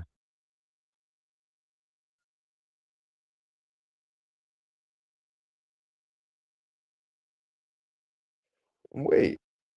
Trick Williams and Sami Zayn. Yeah, but wait a sec. Bro, I but it doesn't matter who he's got out with him. One sec, bro. Since when did the champion come out first and the challenger come out second? Yeah. That yeah, yeah, yeah. Why do you think they've done that for though? Oh but do you know why? They've done that, yeah, which doesn't make sense really. But it's because it's gonna be a big entrance, isn't it? Yeah, but same way you could have done this with Sami Zayn backstage waiting. Yeah, it doesn't Right make now, sense. Sami Zayn stood in the ring. Like it's like Sami said, "Can I just go and watch the show? He's waiting for the challenger. Yeah, can I go and watch the rapper?" And then the joke is he's turned away from Sami and faced the camera that he would have been watching backstage. Piss take, Crazy. mate. I ain't gonna lie, yeah. This is probably number one true in the moment, though, isn't it? In wrestling. Yeah, yeah. Bro, I know you're gonna agree with me, yeah. You see Roman Reigns, yeah? Yeah. Bro, he has to ditch this song and go back to the head of the table song. Bro, I'm gonna fight this to the death, yeah. If he doesn't go back to the head of the table song, yeah, I'm telling you, man, it's one of the worst things WWE have done. This OTC nonsense he's got going on, yeah, is killing me. The Bro. entrance song is crap. It's pissing me off that they keep doing like these acronyms for them, no, like where they keep doing like these letters and shit. Like the one that pissed me off was what was Solo's little group called now? MFT. MFT. Like, My family bro, tree, yeah. yeah, like bro, but the joke is when I first seen like them being spoke about as MFT, nobody was saying my family tree. Not like nobody said them three words in a sentence together at any point for time. Like I had to Google what the fuck it stood for. Like when you've got to Google shit, like it should be clear in it. Like when Stone Cold used to say like is the baddest SOB, your mind didn't have to take long to work that out, innit? Oh, fucking hell, when a man saying MFT, and I'm like, what the yeah. what? Yeah, it's true, it's true. There. Big up Glossy Pom Pom says, I watched WCW back in the day with Abdullah the Butcher. WWF could have had him either. Bloke was Trust a me. Trust me. I remember This him, is what I'm saying. Bro, they've had some madmen. They've had some absolute madmen.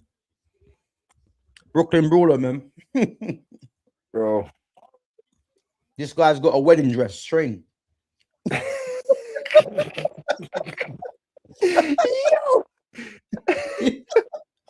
Hey, watch him win though, yeah? Watch him win. If you don't win after all this, man, call it a day. No, what I said before the match that I think he's gonna win, but with all this, I think He'll Sami's win. gonna win. He'll win. Nah, bro. I'm saying you now, Trick William wins. I promise you. Bro.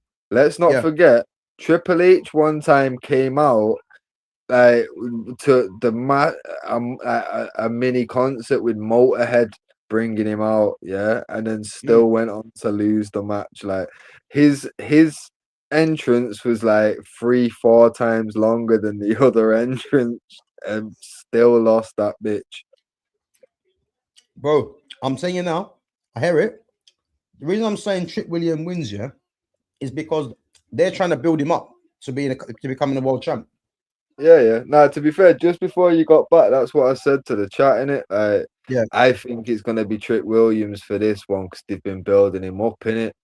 Yeah. But like with all that going on, the fact that they brought him out second, he's brought out a rapper with him, and then he's had a dress on. Like, yeah, I feel like maybe it's all a bit like they want us to think Trick's winning. You know what I mean? It's like they wanted us to think Brock was retiring at SummerSlam. So they want us to be shocked when Sami wins, innit? And the thing is now, Sami Zayn, yeah, in a sense, if you watch the last Raw, they've made him a heel now. Yeah, so now he's got the heel run with the belt now. Yeah. Sami's winning this. You think? Yeah. I would like Trick because I prefer Trick in it, but bro, if he's only just turned heel and it's officially a heel. This is now then his first heel match, yeah. Well, the thing is, I'm not saying he's officially a heel, yeah, but from the last Raw, was it Raw or SmackDown, yeah? They basically he was getting booed, Sami Zayn, Right, and they were cheering Trick Williams. So, and normally that kind of thing is usually by design, innit? Like you occasionally get fucking cheering guys that they want them to boo and that, but more time, like especially because how old the Trick is. You know who his partner is, isn't it? Trick Williams. Who's Tricks? He's with Lash Legend. Oh, okay. Mm. Right, I didn't know that stuff. Yeah, I see a picture with him the other day. Okay. Mm. So they're trying to push both of them because she's women's. Oh no, she was women's champion, tag team champion. Yeah. Nah, but Blue Thunderbomb. I think they built it up to make it feel like Trick's gonna win. But like for me, like say for example, I think this is Trick's first WrestleMania, innit? Yeah. Yeah. So his first WrestleMania coming in, we're trying to build you up, but you're gonna lose to Sami Zayn, who's been here forever and been beat by everyone. Yeah. How do you make that man now feel better? Well, we're gonna bring in Little Yachty, we're gonna give you a massive entrance, this, that, and you know what I mean?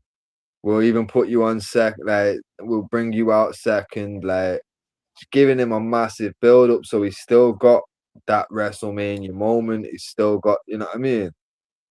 I hear you, bro. I'm telling you, man. I'm sticking with it though. I know you're saying Sami Zayn, yeah.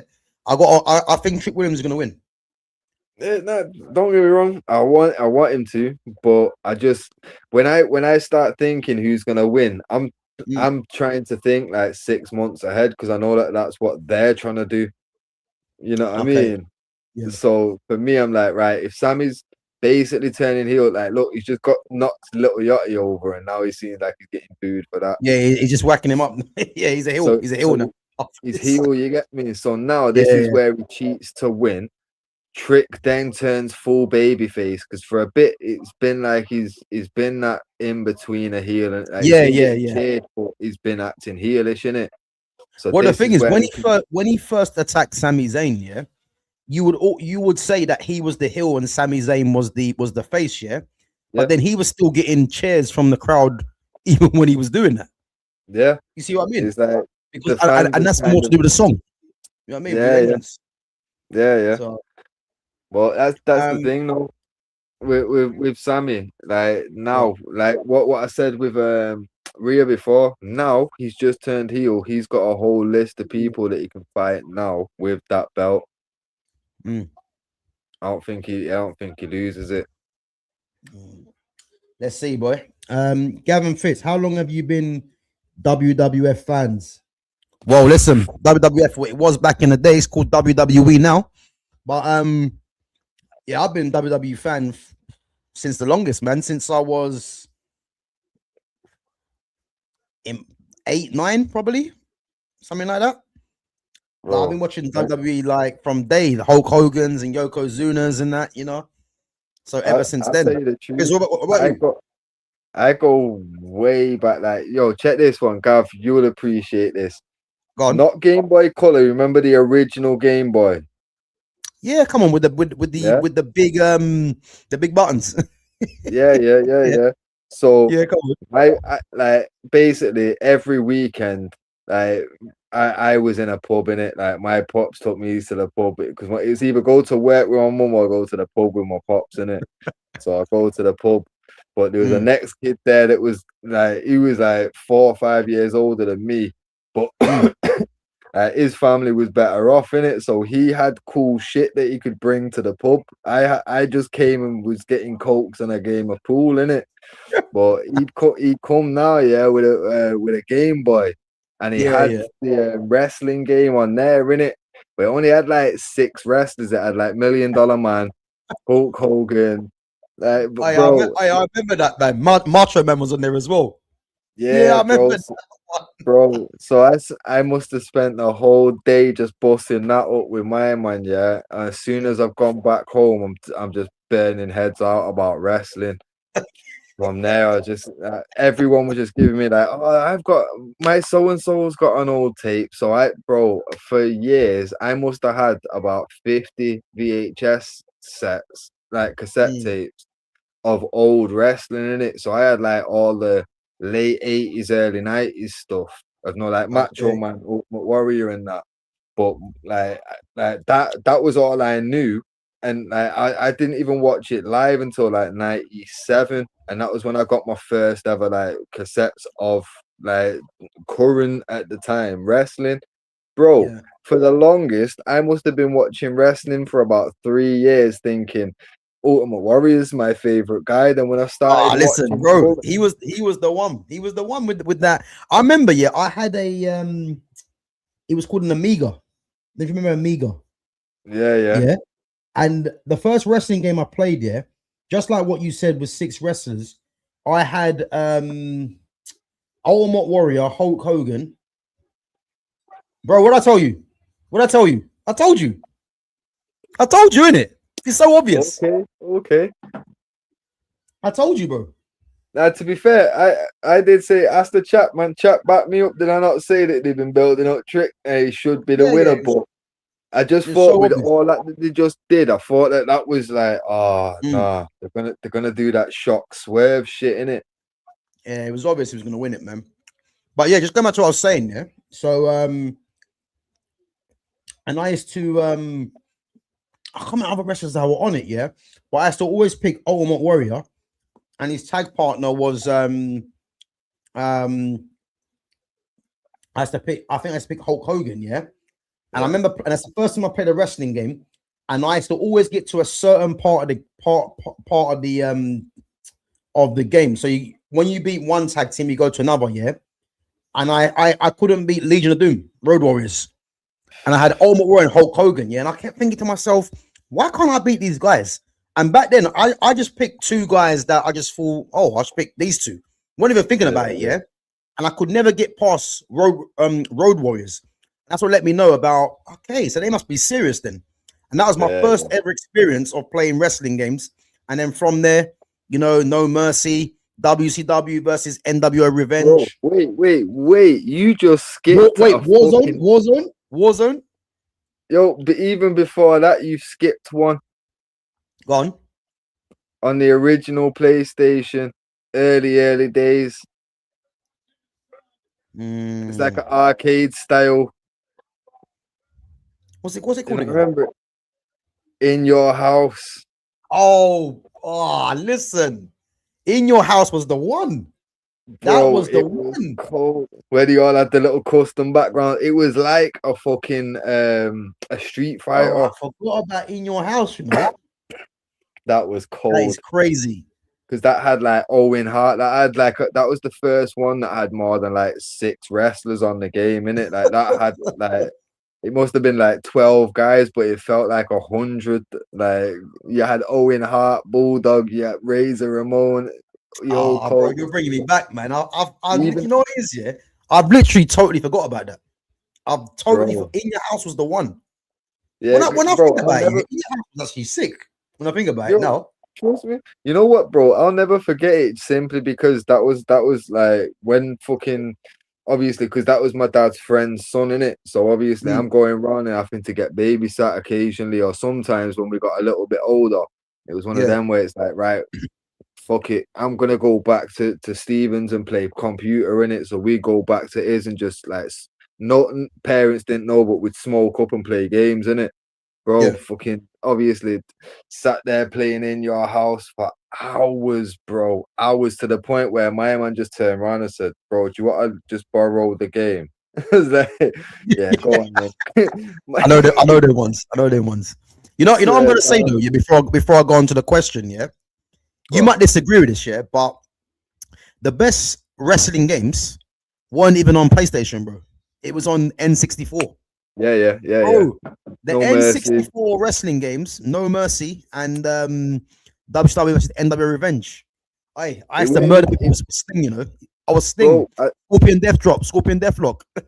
Bro, there was actually 2 more as well that people forget about, like WrestleMania 2000 And Yes. Yes. the one before it was the WCW World Tour, I think it was called. It had the giant on the front cover, like with the choke slam pose in it. I can't remember that one. You know? Bro, Wait. bro, That one was for Revenge. yeah, Revenge was the second to it, innit? Okay. You get I've me? probably played all them. That's the thing. But I can't Yeah, remember. you definitely would have. Bro, the But, WrestleMania one. Yeah. That one was sick, by the way. WrestleMania. yeah, That one was 'cause, good. yo, did you ever unlock Shawn Michaels on that? I can't remember.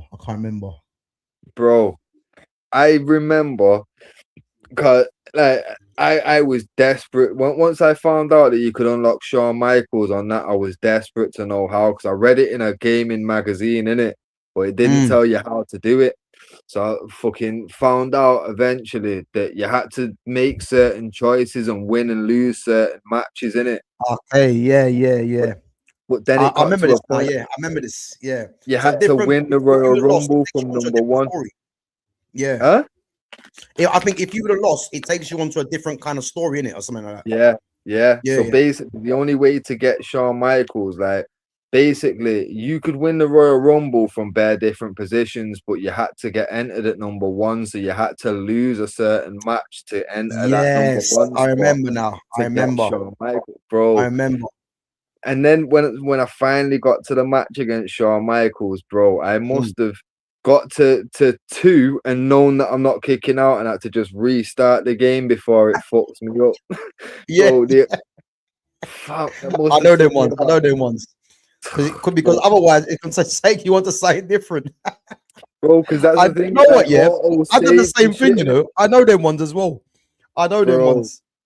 Sat there just like bashing your pad as soon as it gets to a certain point, you just give up, just like fuck it, bang, restart. Well, Like, you know what? Yeah, I actually remember them ones. I remember it like it was yesterday. I remember them ones. But you know what? Yeah, the first time I became aware of Shawn Michaels, yeah, and you remember this, yeah, and I actually watched it the other day, was when he turned on Marty Jannetty and threw Marty Jannetty through the window, bro. When I first see that, yeah, I thought, what the hell is this? And then you see all blood, and you see Brutus the Barber Beefcake. I thought Brutus the Barber Beefcake here was actually helping Shawn Michaels beat up Marty Jannetty. Like it was ridiculous, man, ridiculous. Wait, let me go through some of these questions. Big up to Glossy Pom Pom says, how old are you, Gav? I'm 41 and used to watch it from about 8 or 9. My mate had Sky and I used to go around and watch it all early 90s. Yeah, big up, man. So I'm 39. So yeah, man, listen, we're probably from the same era, man, of the wrestling, because I'm seeing some of the chat you're putting in, yeah, and we're from the same era, bro. I literally spent years playing dubs, bro. Listen, that was my game, Revenge. Listen, I was Sting, yeah. I was murking everyone with Sting. It was just too easy, bro. I'm being serious, yeah. I was so good at that game, yeah. It was Scorpion Death Drop, Scorpion Deathlock, game over. I was that deadly with Sting, and he had that bat as well, man. Like, it was ridiculous, man. So yeah, that was my game, man. And I'd occasionally be the Outsiders, National Hall, you know, Jackknife Powerbomb there, Outsiders Edge, game over. I wasn't playing about, man, on that game. I'm telling you. I'm not gonna lie, Raven was my guy on that game, you know. Hey, Raven with the even flow DDT. Yeah, bro. Who was the other guys that there was someone else as well. What's his name? Oh, I can't remember his bloody name. Bro, anyone that tells me they didn't play as La Parka just to do the taunt. La Parka. No, bro, that's my guy. That was my guy. Juventud Guerrera. Yeah. He was dead. He was quick. Yeah, he was quick, man. But listen, what I was like, Billy Kidman. Yeah. You know what? Yeah, they need to make a remake of these wrestling games. You know, because I tell you now, you see when wrestling was good. Do you remember when they had Vampiro? Yeah. And they had Vampiro when he was part of what was that group again? When it was Kidman, I think Kidman and Vampiro together, and they were against Hogan and the New Blood. Sting. New Blood. Oh, with Vince Russo. Yeah, bro. Yeah. That was when WCW was sick. Yeah, they've got to bring this back. I'm telling you, man. They've got to bring it back. Nah, to be WWE fair, SmackDown. Yep, of course. for me, WCW was at its best when it was crazy. It was when Sting was out for the year. No way, just used to sit in the balconies. Bro, come on, man. Come on. That's Bro. when NWO was at its peak. Yeah, bro. And then like, that's when that for me was the best of WCW. Like Bro, it started. WCW have had so many errors, yeah, where it was good. Because when Sting was up in the rafters, yeah, just waiting to just come down and murk someone. Listen, that was when WCW was good, but it was after that when Sting became it was his feud with Vampiro, and they were part of the New Blood because they had is it Shane Douglas? Remember him? Yeah. They had Shane. He They was had so many WCW. members. Yeah. Listen, that was the time. I'm telling you, that was the time. Do you remember Def Jam Vendetta? Come on, bro. Of course, man. Of course. That was my era. All three of them. Listen, that was my era then, man. Def Jam Vendetta. You remember Billy Kidman used to be with Tori Wilson. Yeah. Remember Tori Wilson? Oi, Tori Wilson, you know. Bro, Tori Wilson or Stacy Keibler. You know what? I knew you was gonna say that. You know, I knew you was gonna say that. I'm a greedy guy, man. I'll take both. You know what I mean? Standard. I wouldn't say but Stacy was different though. Yeah, but I think you're fascinated by the legs, man. That's what it was, isn't it? Nah, the bumper. I'm not gonna lie, the bumper. Hey, listen. There were some deadly ones in there, man. There used to be one called Eve Torres. Remember her? Oh yeah. Yeah, she was dangerous, man. Eve Torres, bro. Dangerous. That Layla was bro. Oh, what Layla with Johnny Nitro? Yeah. No. Layla was the one that was with Michelle McCool in the tag team. With who? She was with Michelle McCool in the tag team, innit? Yeah, what brunette hair? Yeah. She used to be with you know John Morrison.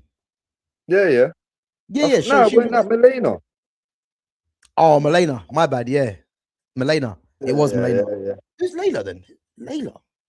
Layla, man.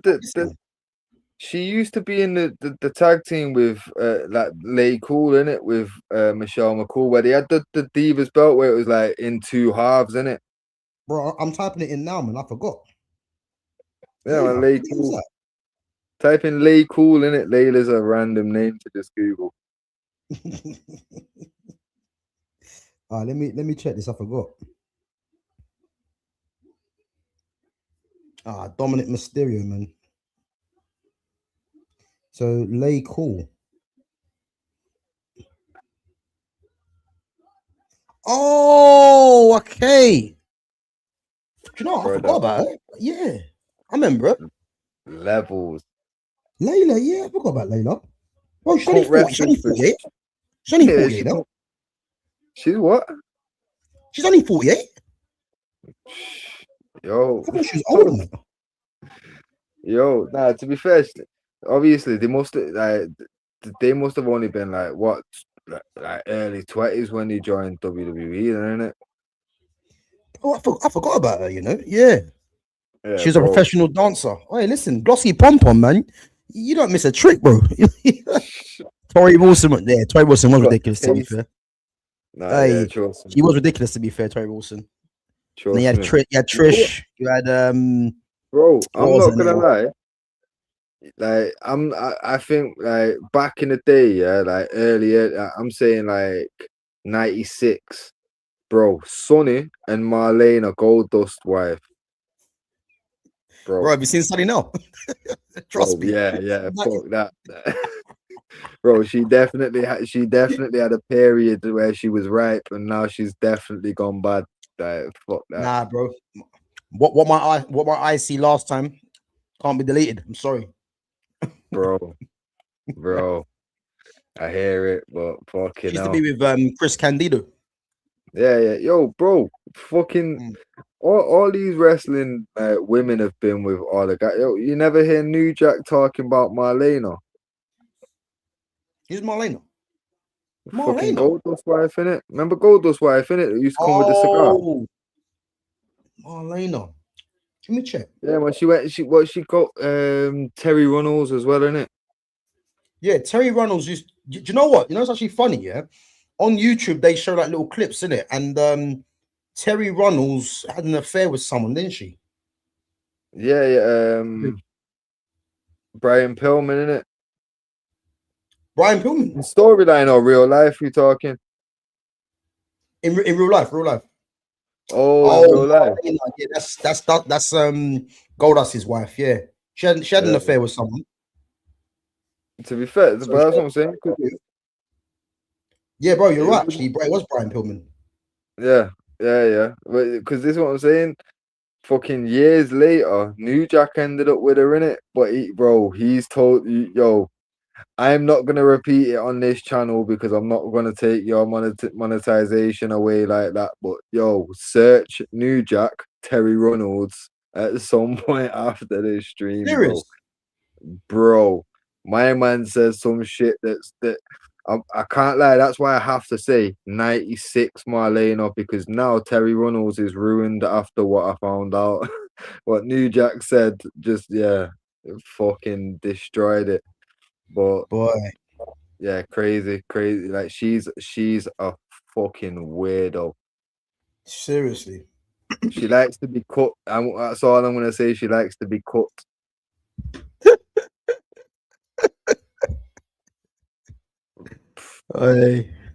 Peak Sunny was the most searched woman on the internet. Yeah. AOL days, that innit? AOL's most downloaded woman. Seriously.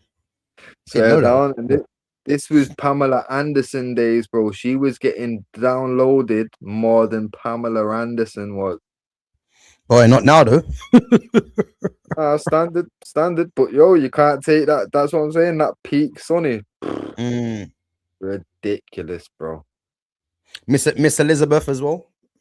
Oh, bro. I think Miss Elizabeth might have been my first love. I can't lie. Bro. Miss Elizabeth was the one, in it. I remember. Ridiculous. Like she was so pretty. Like as obviously, bear in mind, I must have been about 4 or 5 when I started like watching these videos and seeing these. So like my first impression of her was like, because bear in mind, the only other woman that you saw was that Sherry. Remember Scary Sherry or whatever. Yeah. Sensational Sherry. Yeah, man. But she used to be screaming all the time and that, so she was scary, innit? Hey, she used to scream on Shawn Michaels' song. Yeah. And then obviously you remember when Dusty Rhodes and Macho Man was having a feud, and Dusty brought in a woman to fight Sherry at the same time. I can't remember. Oh, Luna Vachon. Bro, again, this is what I'm saying. Same era. Scary, these women, bro. So fucking when you seen Elizabeth, bro, your heart melted at the sight of her. Bro, I know exactly what you mean. But the funny thing is, I watched something the other day on YouTube, and who that's why Macho Man and Hulk Hogan had a feud. Yeah, because Macho Man thought that Miss Elizabeth was having an affair with Hulk Hogan. Bro, do you remember the WrestleMania where Hulk Hogan had a black eye? I can't remember it. I think it was like WrestleMania 8 or 9 or something. Yeah, my man's come to the ring with a black eye, and he tried to say it was a ski boat accident. Bro, the rumor is the Macho Man found out, because Liz and Macho Man must have had an argument, and Liz had left in it. Macho's rang Hogan because Hogan's wife and Liz were brethrens in it, and Hogan's lied and said that was on the actual documentary that I watched, actually. Yeah, but this is what I'm saying. It said Liz ain't there, and Macho then banged fucking Hogan clean in the face in it, give him a black eye. But then obviously that, bro, the timeline all makes sense. because the timeline is that just before that WrestleMania, that argument and that problem there, and where he said to Hogan, like, is she there? And Hogan said that she wasn't when she was. And then next thing, Hogan turns up to WrestleMania with a black eye. So what? So what? What do you think? Do you think there was something going on then? All right, well, bro, what's the more believable story? I don't think something was going on. I think Hogan, when she's turned up to Hogan's gaff to see Hogan's wife, I think when Hogan's then been asked, his wife and Liz has said, say I'm not here. You get me? And Hogan's just gone along with that instead of being a man saying to Matt, yo, she's here, she's safe, just leave it. I'll let you know when to come round, innit? Okay, yeah. Doing that, what Macho would have just expected, innit? Obviously, he's lied. She's not here, whatever. So then at that point, Macho Man was already paranoid as fuck, innit? He didn't want his wife around the business. He knew that the man them are dogs, innit? So he's like, fuck that. Why are you lying? Why would you think? Bear in mind, bro, do you know when Macho Man had to get bit by the snake, innit? What was that? Macho Man got bit by Jake's snake. I can't remember that one, no. Bro, Jake the Snake brought out a fucking a python or some shit, a king cobra. That was it, a king cobra. Yeah. It bit it whilst Macho's tied up in the ropes in it, and it bit his arm. Bro, the Macho Man, the afternoon that he was getting bit, him, Jake, and that snake sat in a room, and he made Jake get bit by the snake, and they sat in the room together until they went out to the ring. What do you mean? He made Jake. What do you mean? He told Jake, yeah, that snake been devenomized? Jake said yes. He said, are you sure? He said yes. He said, good, because it's gonna bite you first. Oh, and it bit Jake the Snake first. Yeah, man. He told Jake, yo, you're gonna let that snake bite you now, and then we're all gonna stay here in this room together. And if you're okay by the time we have to go out, then that snake can bite me. But if you or that snake leave this room, it's not happening. That's how paranoid he was, bro. That's how paranoid he was, bro. And everyone says the same shit. Like, bro, my man, bro, backstage, he used to lock Elizabeth in like a little shitty, like, cupboard kind of thing, like a little shitty space until he gets back from the ring. Like, he didn't want no one having access to her and that, innit? Like, he was paranoid, bro. Yeah. I remember, man. I remember because I remember watching a documentary in it, and you could even see it, even in wrestling, like how protective he was over Miss Elizabeth, innit? But yeah, she was number one back in the day, man. And he had Luna Vachon. Luna Vachon was a lunatic. Yeah, she was a lunatic. She was with Bam Bam in it at first. Huh? She was with Bam Bam Bigelow at first, innit? Yeah. Yo, you know who she ended up marrying in the end? Who's that? Gangrel. No way. Well, to be fair, yeah, you kind of see that, really, innit? Sense, innit? That's it does make sense. They're both cracking. They're cracking, but they're both mad, yeah. Both fucking loonies. But yeah, man. Oh yeah, but yeah, I got to say, you know the Bruno Fernandez film we done the other day. Yeah.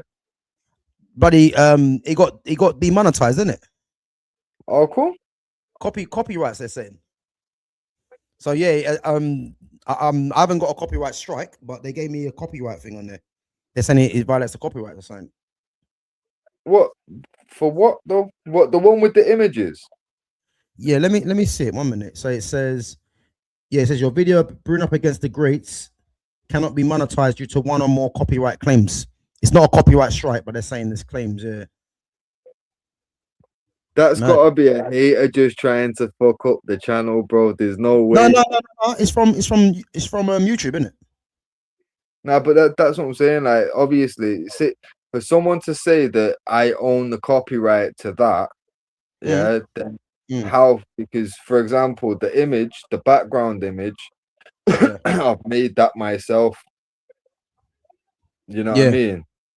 So how? So you reckon it's someone that's a Bruno fan? Yeah, but I won't be surprised if that's Kev. just I need to get this removed from the internet immediately. Yeah, Kevin, you pussy old man. Yeah, it must have been. I swear down. That's just a Bruno fan trying to get that took away from the internet. Cause it obviously, Bro, when I see it today, I was thinking, how? Like, but I don't know. because this is Listen, what I'm saying. at least There's they're more seeing it. You know what I likelihood. mean? That's the main thing. There's more likelihood of them shorts where there's the clips getting demonetized or Yeah. removed because of copyright. But like I say, the way around anything like that where it needs the copyright, you just put credited to whatever. Like if you're gonna use a clip of WWE in the corner, you better put credited or credit WWE. You know what I mean? Like realistically, that's all you need to do. The joke, bro. I've done back in the day. I've done songs where I've done it over a KRS-One beat, yeah, and then put it up. That's been copyright striked by the record label that owns the beat, yeah. And I've put down that it's fair use, this, that, and the next, and just what was in the description already got it put back on. Like you could probably appeal that and find out further, but it's one of them. Like realistically, have you still? It's still up in it. Yeah, it's still on there. It's still on there. I mean, I've not checked it through properly, but literally it says that it's not going to get monetized. That so yeah, it says it cannot be monetized due to one or more copyright claims. That was last night at 3 in the morning.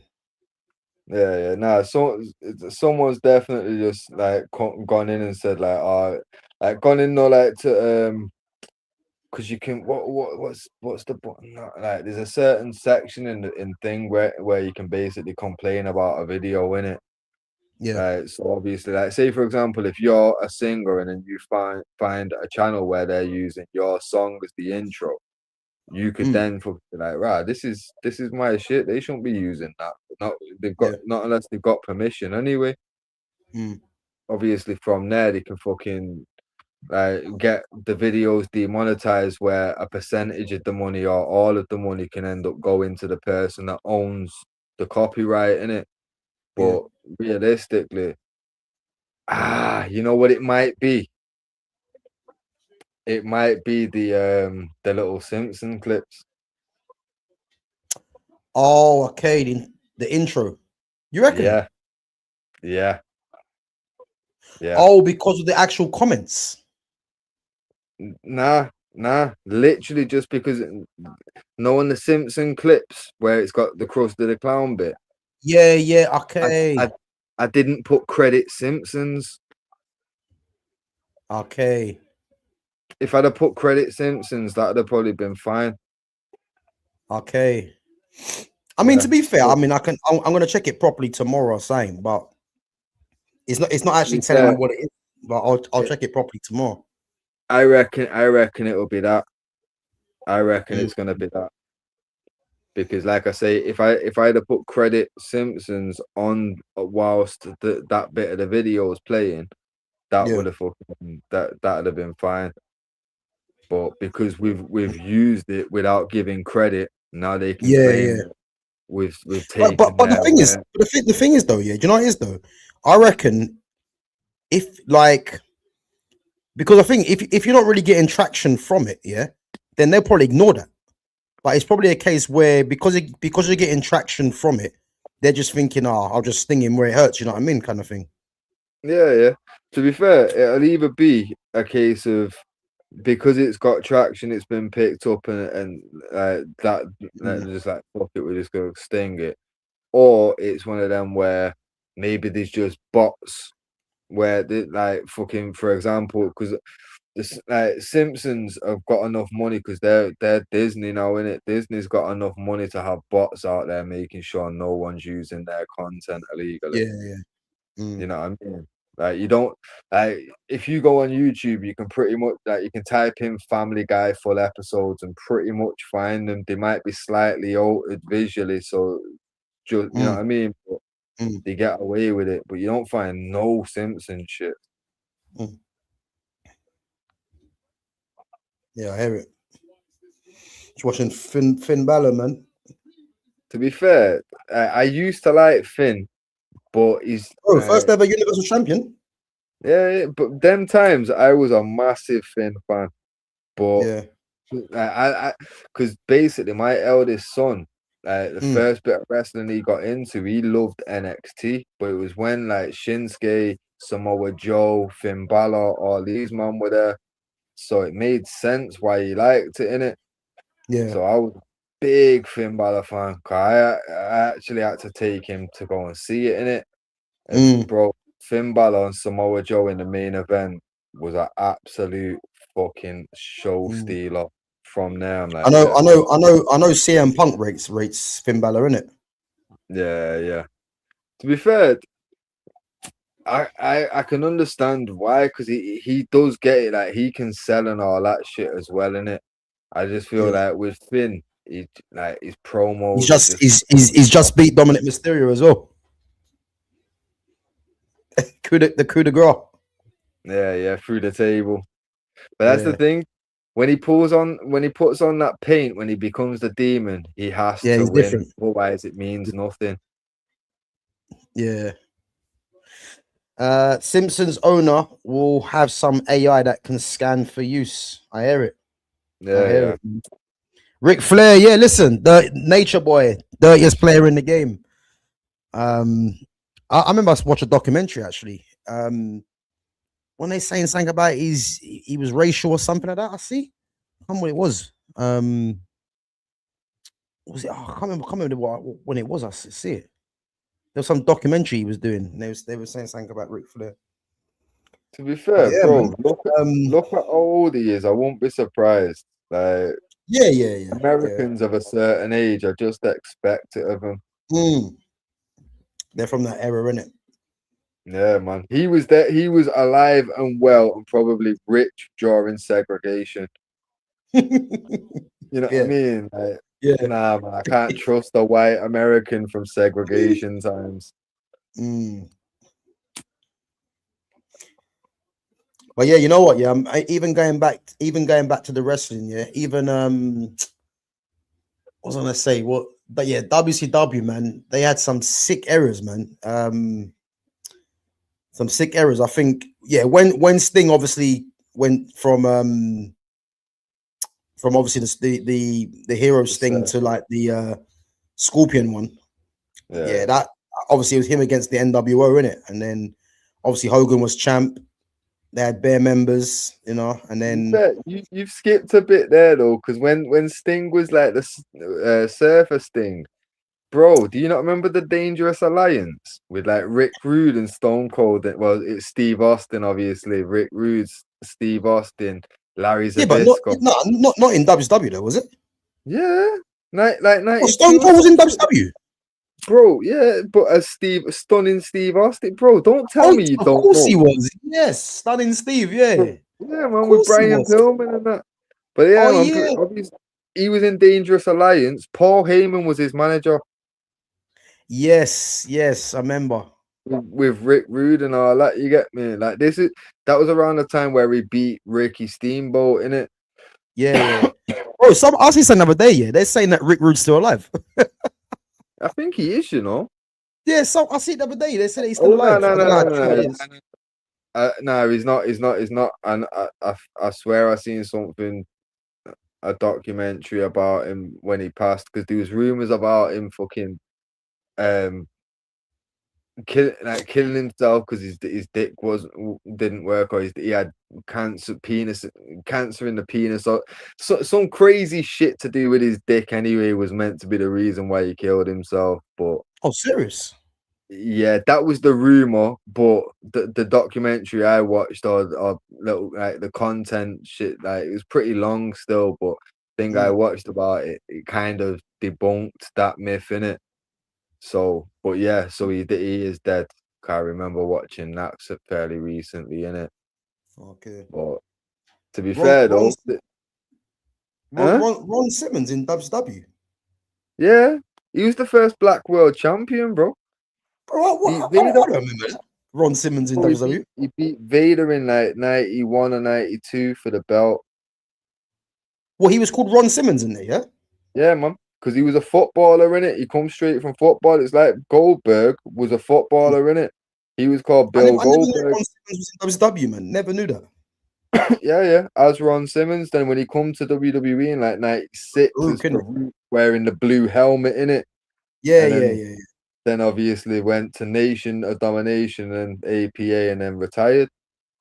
yeah. I Paulie Yeah, Dangerously with his big phone. Yeah. I yeah, Paulie, man. man. I let's ask a question this year. Was he better as Paulie Dangerously or Paul Heyman? You know what? I liked Paulie Dangerously because I did like the big phone gimmick. Because for me, like I loved fucking Jim Cornette with the tennis racket and that in it, Oh, he used to wind me up, Jim Cornette, man. He used to bro. But wind me up. Him nah, and but him that's and the thing. him and what's his name? Bobby the Brain Heenan. Yeah, They yeah. used to wind me up, them guys. Bro, but that's Yeah. the thing for me when I was little, yeah, they Mm, wound me up, but then I got to a certain point where I liked them. I turned anti fairly young in it. So when yeah. these managers because I remember 90 like 7ish, Jim Cornette was doing these little segments that was going out on Raw, yeah, and this is where I just started watching Raw on a Friday night, and Mm, we just got a dodgy skybox so I could watch it. So, yeah. bro, Jim Cornette's coming on and he's doing these shoot promos. And at the time, a lot of the stuff was going over my head in it. But he's like, Mm, he's going in and he's talking about WCW signing old talent and this, that, and the next. Like, it was proper mad to see it on WWF at the time. Like, it's mad to see it now, knowing everything that was going on. But yeah. even at the time, because he was talking about like fucking Hulk Hogan. Like I knew he was talking about Hogan because he said specific. What was the line now? And Hulk Hogan might be a household name, but so's garbage, and that stinks when it gets old too. Bro, Who said that? Jim Cornette. Jim Cornette, bro, like 97 on an episode Yeah. of Raw. And like these times, Hulk Hogan's not been in WWE or WWF at the time for fucking Mm, ages. So I'm like, this is mad. Like the fuck. And at that time, I outrageous. also have seen him on WCW as well in it. So I'm like, Mm. this is crazy. Now, obviously, from there, I'm like, yeah, I think I like Cornette, you know. You know what I mean? And I He just used to turned. he used to wind me up. I ain't gonna lie, man. When I used to watch it back in the day. Oh, bro, when bear in mind, I was a massive Shawn Michaels fan, so when he was Mm. doing like the feud with Vader, Oh like, yeah. bro, I hated Jim Cornette, and when Jim Cornette was with Owen and Bulldog, Yeah, yeah. he wound me up. But after that period was where he started doing that, and it was one of those Mm, segments where I was like, yo, yeah, I think I like him. And then everything else in hindsight now is brilliant. I was watching mm, it in your house, one of the early ones. It's the one where Shawn Michaels, Bulldog, and Sid.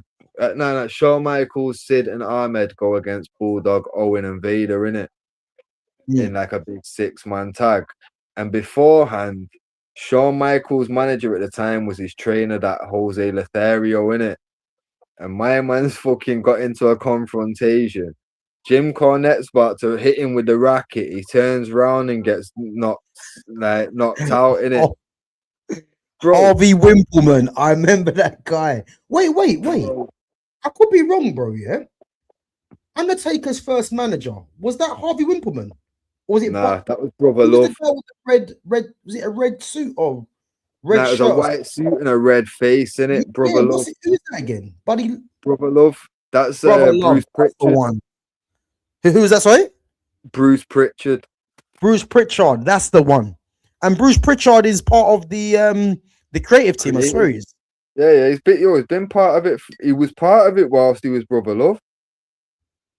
Oh, was he? Like he's been like, this is like one of the things that I've learnt a lot of shit from as well. Like that when my man first started doing a podcast, I Mm, got on. I was listening from early in it because it got suggested because I was yeah. listening to Cornette's podcasts and stuff in it. So I got onto that, and that's where I've heard a lot of the more intricate facts and even like the rumors. Because in the early days, at that point, he wasn't working for WWE no more, in it. So when he's getting Mm, asked questions, he's actually giving answers like, "Well, fuck it," you know what I mean? But you can tell certain questions he's obviously still gonna kind of toe a company line, but like certain things he was dropping gems in it. So fucking yeah, man. My man's podcast was cold back in the day. Like now I wouldn't waste my time with it, but fucking back in the day, bro, my man come out with some fucking sick stories about like Dusty Rhodes and Mr. Perfect and that. Like you want to go back, like go and check some of like, because obviously I think they're all numbered in it. So if you just go back and search like episode 1 to like 50, there's some gems there, bro. Yeah, and do you know what it is? I need to try and watch some old school, man. I actually miss it, man. Bro. Harvey Wimperman brought out, bro, I'll never forget that, yeah. Remember Giant Gonzalez when he come out? Yeah. Bro, yeah. I'd never, when I first see this guy, yeah, I thought, what is this? Yo. And he just come into the ring and crazy, man. He's like a clear foot bigger than Taker, innit? Oh, bro, it was a joke, man. It was a joke, Yo, man. you know Harvey Whippleman? Harvey Whippleman was he used to come out under the mask with Kamala as well. I swear he was Kimchi. Kamala. I remember that. Man. Kamala. Oh my god. Tatanka in that. Remember Tatanka? Yeah. Tatanka to me always seemed cheesy. Even as a kid, he just seemed cheesy. You know what I mean? There was just something about him I never rated. To me, he was always the Nelly man. Yeah. Like he never seemed like a viable threat to anything. You know what I mean? So I just I couldn't take him serious. Wait, Rhea's looking decent then. Oh, trust me though. The fuck, yo, looking decent. You know what though, yeah? I'm not gonna lie. These fucking muscle chicks, eventually, there's always a turning point. I remember there was once a point where everyone was like, "Is China a man or a woman?" And the next thing, she was on Playboy and all that. You get me? It was like, "Yo, she's Mamacita now." You get me? Like, bro, crazy. Bro, you know who she's with, innit? Rhea Ripley. Yeah. My fucking muscle head, innit? What's his name now? She's arguably one of the best wrestlers out there. Yeah, Buddy Matthews, innit? Buddy Murphy, bro. Buddy Murphy. Yeah, that's it. Buddy Murphy. He's got to come back, man, because since Aleister Black went back to WWE, and obviously you've got what's his face? What's his name? You know him? He's in AEW now. House of Black member. What's his name again?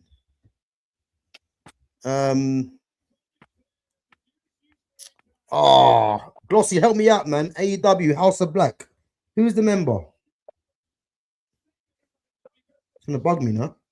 Bro, we can't be all the way back in the 90s, then you throw me to AEW, bro. What the fuck? That's not how my mind works. I'm still back in the 90s. No, but bro, you'll know him though. You'll know him. I forgot his name. Let me type it in, man, because it's gonna bug me. I forgot his name. Yeah. Because ever since he's come back to WWE, and then he's gone for a solo. Well, he was tag team champion with Brody. Oh, what's his name? Brody Lee. Or Brody King or something. Brody King, that's the one. Brody King, that's the one. So Brody King obviously went solo for a bit. Then he became tag team champ with Bandido. And I think he's doing a bit of a solo run now. But ever since that happened, Buddy Murphy's been out injured as well. Okay. Yeah, so I can see it though, because Rhea's that big, like in WWE. They'll want to keep her happy, innit? So I can see that. He has to come back. Remember that Buddy Murphy used to be with Seth Rollins, isn't it? He was the disciple. And don't forget as well, they recently brought back that Matt Cardona in it, who used to be Zack Ryder. But you know why they did that in it? He's rubbish though. Huh? But you know why they did it though, innit? For what's her face? Chelsea Green. Chelsea Green, innit? Yeah. Cause they rate her highly in it. They see her as like the one that makes the stars in it. Chelsea Green. Yeah, bro. Like, bro, Oh, because they were saying it on that Untold, innit? Like, basically, fucking Chelsea Green's the type, like, she's the type of talent that she's not the one that's gonna be winning the title. She's the one that's gonna make someone look good before the title match. why though? Why? Basically, they're saying it because she can bump and sell, and that you see, like, remember Dolph Ziggler? Yeah. My man could bump and sold so well that it was like Mr. Perfect almost. Like, well, we're gonna use you to be the guy that makes this next person look like a champion before they fight for the But belt. the thing is, though, they tried to make Dolph Ziggler look like Shawn Michaels. Yeah, but they weren't looking to like they give him a quick like jump with the belt quickly just to make the fans fucking happy. But Yeah. like again, they weren't looking. He had a glass ceiling. They didn't expect him to be carrying the belt for long. When they did give him the belt, it's kind of like fucking hell. The fans will go crazy. The pop that we'll get for it will be crazy. But we're not gonna fucking run with it for long. You know what I mean? Clockenders, big up, my guy, man. Talk to us. Yes, sir. Oi, he just got back in. Boy, Bro. Manchester, man. Let us know, Clockenders. How did it go? You know what, bro? Respect, because I'm not gonna lie. Yesterday, I went down south for my brethren's birthday, innit? And I had to come back. Like I made the trip like probably around the time that Clockenders left Money. I left south, innit? Bro, that's not a nice journey to make back, and especially not after a fucking bad day. I had a good day. I don't know how clock. Okay, no. Hey, listen, let's read this up. What a disgusting, repulsive fan base. Imagine me now, yeah, pulling out the United badge on my blower for the cheats to see how far this is going. Hey, listen, Clockenders, man. I mean, I hate to say I told you so, man, but I told you so. Bro, whatever we say on this channel, man, is 100% the truth. And you see Mamba and you see Lumi Rain. When the smoke came, them guys got out of there quickly. But you know what? I rate you, Clockenders, because you went all the way down there. You got beat, and yet you still show your face. You see them lot, them lot, yeah? Remember I said it, yeah? I said that kind of behavior that Mamba displays is going to come back and bite him in the ass. And it's 3 points now, game in hand. Did say it, yeah? But you can say it's not over. I'm telling you now, it's over. Bro, watch Passenger 57, yeah? Always bet on black. Wesley Snipes, yeah? It's over. I promise you it's over. Yeah? We've seen too much football, bro. It's over. It's over, man. Because listen, I'm seeing some of the fans, Arsenal fans, saying no, we gave a good account of ourselves. Fuck the account. You guys got beat, man. When you guys need to get a result, you got beat. And we've been telling you this the whole season. Am I lying, Fitz? Bro, am I lying? Not a word of lies. It's fucking. This is the thing for me. Like I feel at this point, like, because Clockenders has actually been very reasonable about all this. You know what I mean? Like, very reasonable. He had no choice, man. He told us about Saka, so he had no choice. Come on.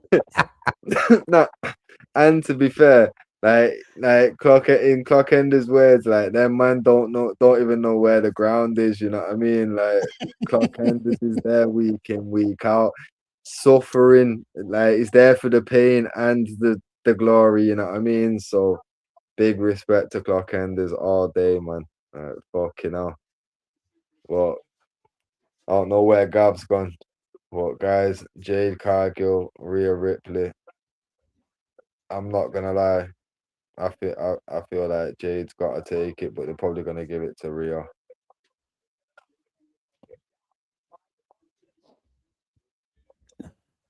Glossy phone is the quadruple on. Clockenders, where did it all go wrong, bro? That's what I want to know. Where did it all go wrong? Hey yo, quickly before I just go toilet, who have you got for this? I just said I want Jade, but I reckon they're gonna give it Rhea because everyone loves Rhea, innit? I was thinking the same thing, yeah. I think you know, it's a tough one. It's a tough one. If there's not a if there's not a distraction from EO Sky, I think they give it to Rhea Ripley. Yeah. Yeah. I remember Jade's run, yeah, in AEW. No one beat her for shit. I swear she did undefeated. Yeah, I think she did a bit of a Goldberg thing in it. Bro, she beat everyone. I don't know. I think Rhea wins, and Rhea's gonna be the one to turn heel in it. But yeah, give me 2 sets. Let me just go for a quick toilet break. Go on. Is the quadruple still on? Boy, was it ever on? That's the question.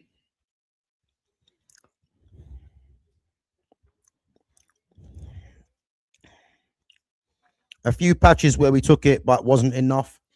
It's easier to miss them chances than score, Gav. Yeah, Clockenders, listen, what I would say, yeah, you see Kai Havertz, yeah? Kai Havertz was your best player. He played very well today, yeah? But what I'll tell you, this is what separates the best, yeah, from the mediocre. Because he had 2 chances in that game. The one where Donnarumma saved it, yeah? People might say, great save from Donnarumma. It was a poor finish. And you see a top striker there, Harry Kane. Harry Kane scores that. Robert Lewandowski scores that. Erling Haaland scores that. Yeah. And then the header, you can say header, you know, he done well to get his head onto it. But again, they're the kind of fine margins that you need to score from. And that's what cost Arsenal in the end, really. But Gabriel Magalhaes should have been sent off. I know there's fans saying that that Kusanov should have been sent off. I don't think he should have. I think that he would have been. I think only because Havertz fell on the floor. That's why people were saying Kusanov should have been off. But Gabriel Magalhaes should have been sent off. He should have. You know? So, yeah, man, it's crazy.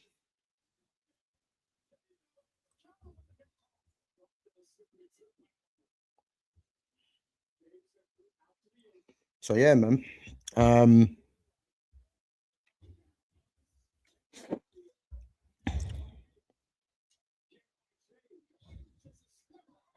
I wish I could care about women's wrestling. I struggle with it. Yeah, to be fair, this is probably the best one. This match here.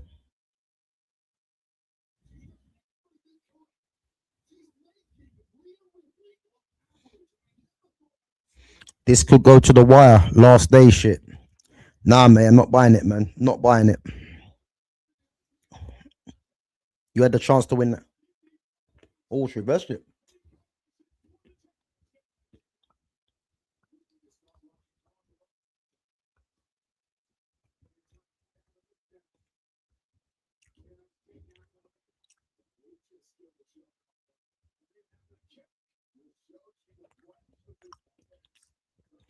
Yeah, Eze's shot was good, man, to be fair. But again, man, fine margins in it. Victor Yokerez getting out by Bernardo Silva. Mad.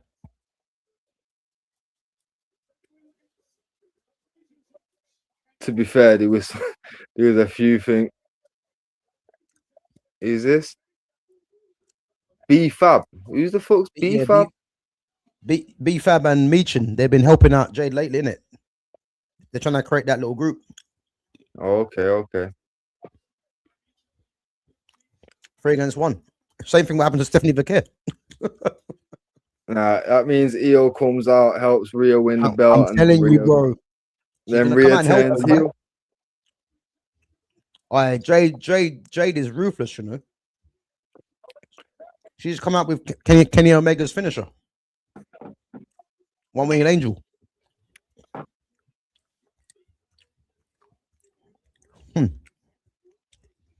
Yeah, Clockenders a herrit, bro, man. But it don't matter in the end. You got beat. You know what I mean? Nah, but Clockenders, it wasn't, right, okay, it wasn't a headbutt, but you know full well that that's a red card offense.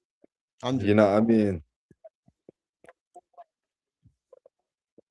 I know for a fact, as soon as that happened, I typed in the chat, Gab off, red, got to be.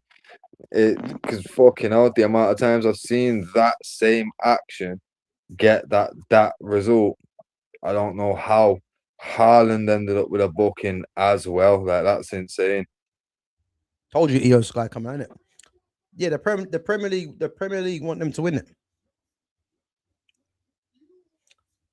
Bro, I'm telling you, EO Sky is gonna double cross Rhea Ripley. I can just see something. She's gonna help Rhea win the belt, and then when Rhea turns heel on her, like, I don't need you anymore. You reckon? That now it's gonna be, yeah, it's gonna hit harder.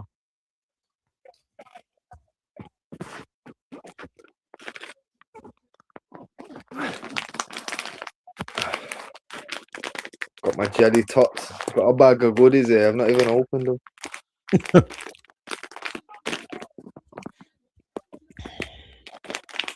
Hey, Tampa Bomb, big up, man. One winged angel, I told you. Hey, listen. Hey, Jade's too much, you know. She's too much. Kenny Omega's one winged angel she went for. She's going for Jaded now. Reversed it. Oh, hey, what a reversal.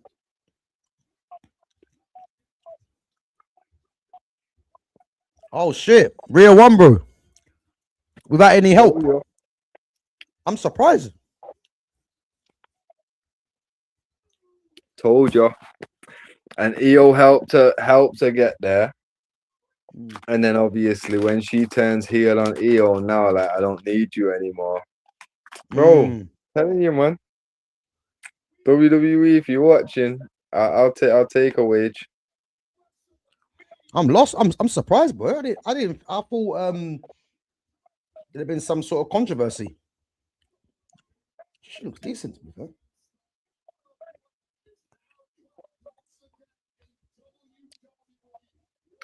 Nah, this makes more sense, especially if that's going to be the feud. If they're trying to build EO into the star and not Jade.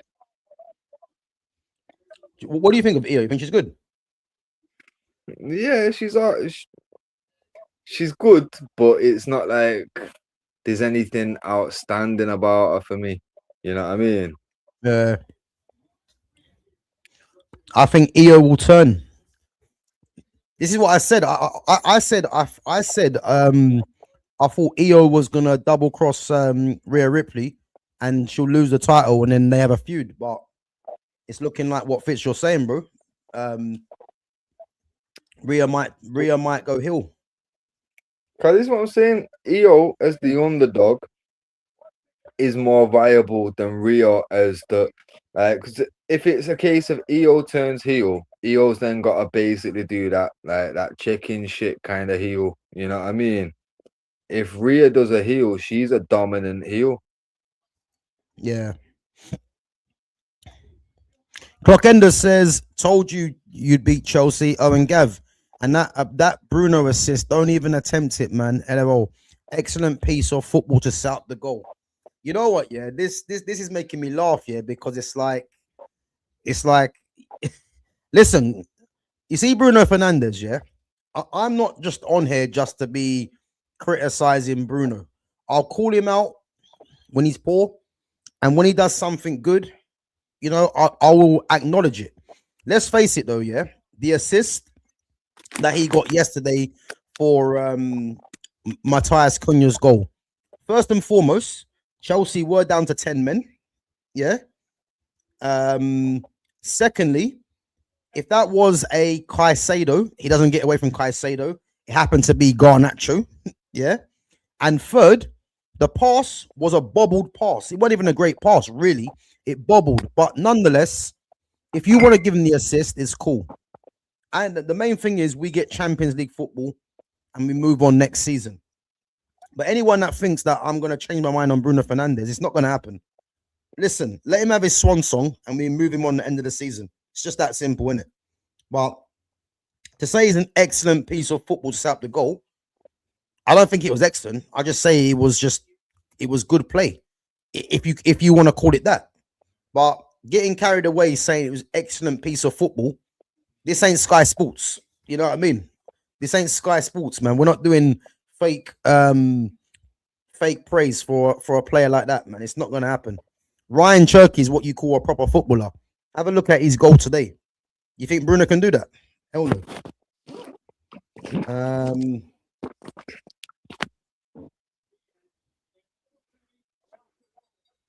Can you imagine being a bloke who fancies Rhea Ripley and maybe speaking out of turn, but you're bi at the very least if you do?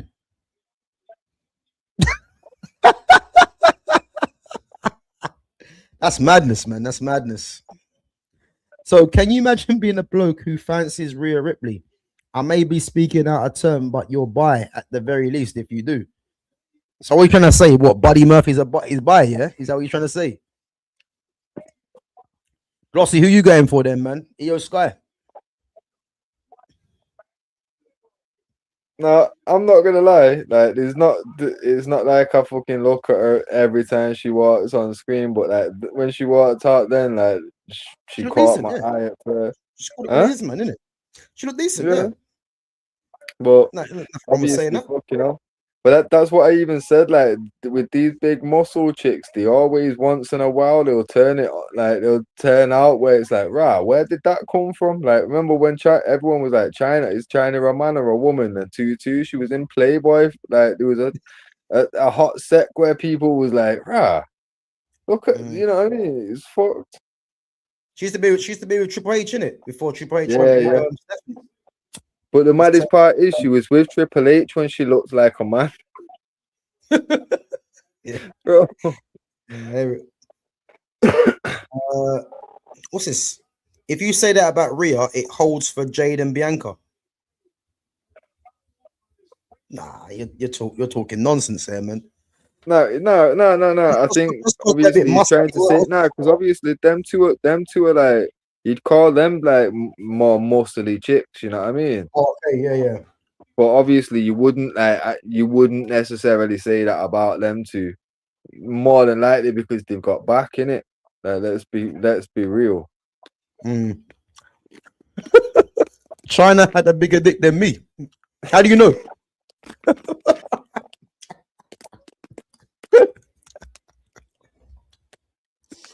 Oh man. To be fair, that jawline's hard to argue for. Yeah, she was a beast, man. Guys, main event coming up. Main event. To be fair, yesterday's a 4-hour show. Bro, you must have read my mind, yeah? I was thinking to myself, it's main event already. Because remember, there was only 6 matches, this one. So I think Sunday's quicker, yeah. No, but to be fair, bro, there was only one extra match yesterday. So Cody Orton, Seth Gunther, Jacob versus Drew, AJ Becky, Liv Steph, then that big women's match, and then the 6-man tag. Do you say Liv Morgan and Stephanie Vicker? Yeah. Because yesterday's one was 3 hours and 40 minutes, I think it was. Yeah. Oh wait, we're getting extra bullshit in the middle, so yeah. You just see it, yeah. Watch Danhausen come down as well.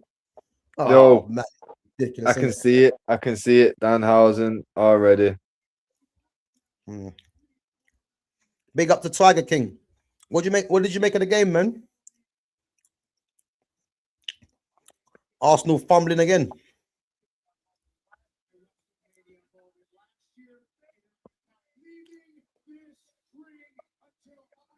You see the bit when Miz and Maurice, they renewed their wedding vows, I think it was, yeah. And then Danhausen cursed to saying, and then Miz, I think Miz bumped into Maurice and she put her head for a cake or something like that. It's fucking stupid, man. But this is what I'm saying, is as long as he's just gonna be kept to that kind of daft stuff, I'm here for it. Just don't give him a WrestleMania match, but if he's gonna be a section where he just embarrasses the Miz, I'm here for it. Yeah. Oh, he's coming up. Oh my god. I say, this is the modern day Shark Boy, man. Don't hate it. And like bro, I say, how's he getting airtime? Please let me know. Bro, my man's got little people coming out. Nah. Oh, this is a joke, isn't it? This is such a joke. Are we allowed to call him what I want to call him? I don't know, bro. I don't know, man. I'm gonna stick with little people. I don't want to get no one cancelled. Well, I don't know, bro. This is just madness, though. This guy's come out in a coffin car.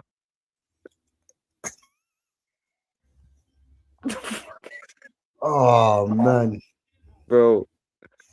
You know what? Yeah, it's always these kind of moments when you was a kid that your mum would walk in it. It was always Gold Dust doing the what are you chest watching? thing. What are you Trust me, watching, bro? The amount of times my mum walked in and Gold Dust was rubbing his chest, mad, mad. Like, mum, it's like you know that he's in the ring. Yeah, man, it's crazy, isn't it? Or it'd be one of them. She'd walk in just as remember back in the day, the Here Comes the Pain loading screens where you had like the wrestlers' pictures for a second on the screen. I can't remember. Like, it'd go to a loading section, it'd have like the wrestler's name and then like a picture of them in it, and you just have that one still image whilst it loaded. But like there was like 7 random images of like women in it. Like there's like a Stacy Keibler, a Tori Wilson one. It'd always be the Trish Stratus one with the chest out. You get me? Like it always be that when your mum would walk in, like, oh, I'm not doing. Oh shit! Wrong timing. Like just wait, like 30 seconds, mum, and it'll be a match. I promise you. I wasn't really watching that, by the way. I just switched it over. Oh, this 9,000 guy's not serious, man. Arsenal, I should have a new name. They should be called Apple Crumble Second Again. Absolutely crap. Me seriously not joking or anything yet. Arsenal fans on the crap ever seen in my life. Listen, I've done my cooking with Arsenal already, man. Let's let them relax, man. You know what I mean? They're a bit under pressure, man. You know what I mean? So Clock Enders is saying terrible fan base. I will go as far to say worse than Tottenham. What, City? Nah, Arsenal, I think talking about. No, I don't know. You might be talking about City because I know that fucking City's a shitty. Like that's why I can't stand City. Clock Enders, are you talking about Tottenham or City or Arsenal fan base? He's talking about City. He's talking about, yeah. I'm telling you, man. Because bear in mind, bro. Bear in mind, we all know that these men have just bought their success and they've even cheated along the way. They couldn't even stick to the rules and that. It's like, bro, the fact their fans don't give a fuck about that, and that to me says something about morals, innit? Like, yeah, fucking hell. And that obviously, I know a lot of City fans same way. So fuck you all. Any other season, I'd be with you, yeah. But listen, it's the Arsenal fans that have done it to themselves. You know, Mamba. You see what Mamba was doing today. You see what he was doing today. He was saying, "Oh, all this rubbish. Arteta's going to retire Pep." You know, what else did he say? I bet you guys were upset when we equalized. It's like he just don't learn his lesson. You know what I mean? And then after the game, runs and hides. Did you not see any of that? What's that? Bro, so a little person. I'm trying not to. It's ridiculous. A little person just low blowed the geezer in pink, yeah, and then a bunch of them jumped him. It looked joke. Danhausen's doing "You Can't See Me Now." Oh my god. What is?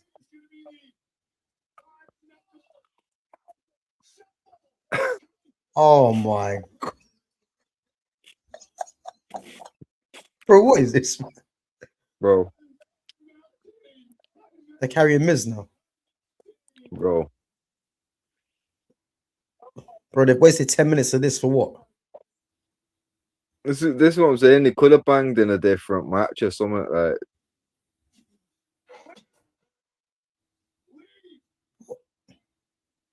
I want Cena to just give him an FU, man. And call it a day because this is nonsense. Oh my god.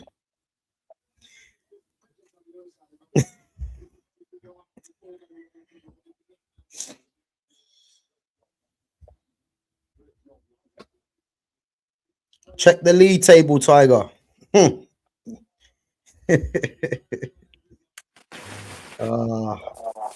Arsenal in problems. When's that game in hand played? So they're playing Wednesday, innit? So by the time, because Arsenal are playing Newcastle, I think on the weekend. So City play Wednesday. If they win that game, they go top. Big up to Derriles says, yes, Gav, could you take an F5 and get up? Hope you're good though. Hey, listen, I think the Arsenals are in an F. I think Arsenal fan base are in an F5 right now. So you might want to ask them that. Ask Clockenders, he might know. Hey guys, main event time. Yo, speaking of F5s, can we just take a minute to appreciate? Yo, we just watched Brock Lesnar retire, I think. Yeah, That's mad. it's crazy. Bro, we're old, you know. We watched the man debut and and we've done it with, and we done it with Cena as well, bro, and AJ and shit. We remember young baby AJ. You get me? Crazy, isn't it?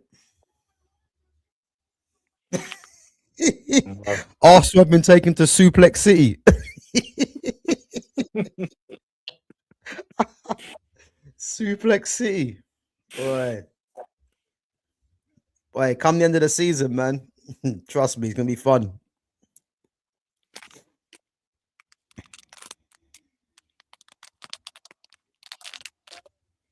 Who have you got for this one then, Gav? See, this is a tough one, you know. You know why?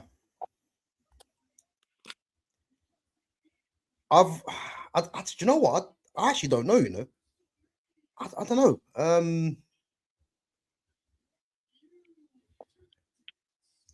Because what I want to say, yeah, it depends if they want to make Roman Reigns the number one again, isn't it? For me, it's Roman now is a part-timer. Yeah. Roman's. Yeah. I feel like Roman's gonna do what The Rock did. You get me? Yeah. Well, he's actually in Street Fighter, isn't he? Yeah. That's what I'm saying. Like, and bear in mind, before that, he did a voiceover bit in Zootropolis or something. My man's looking to get into the acting world. I can see my man just like, because with The Rock, my man never actually said anything about like retiring or he's gonna be going part-time. It just happened naturally. Yeah. And that's he's already on a part-time schedule, so fans are used to him disappearing and showing up as and when. He can get away with it. Yeah.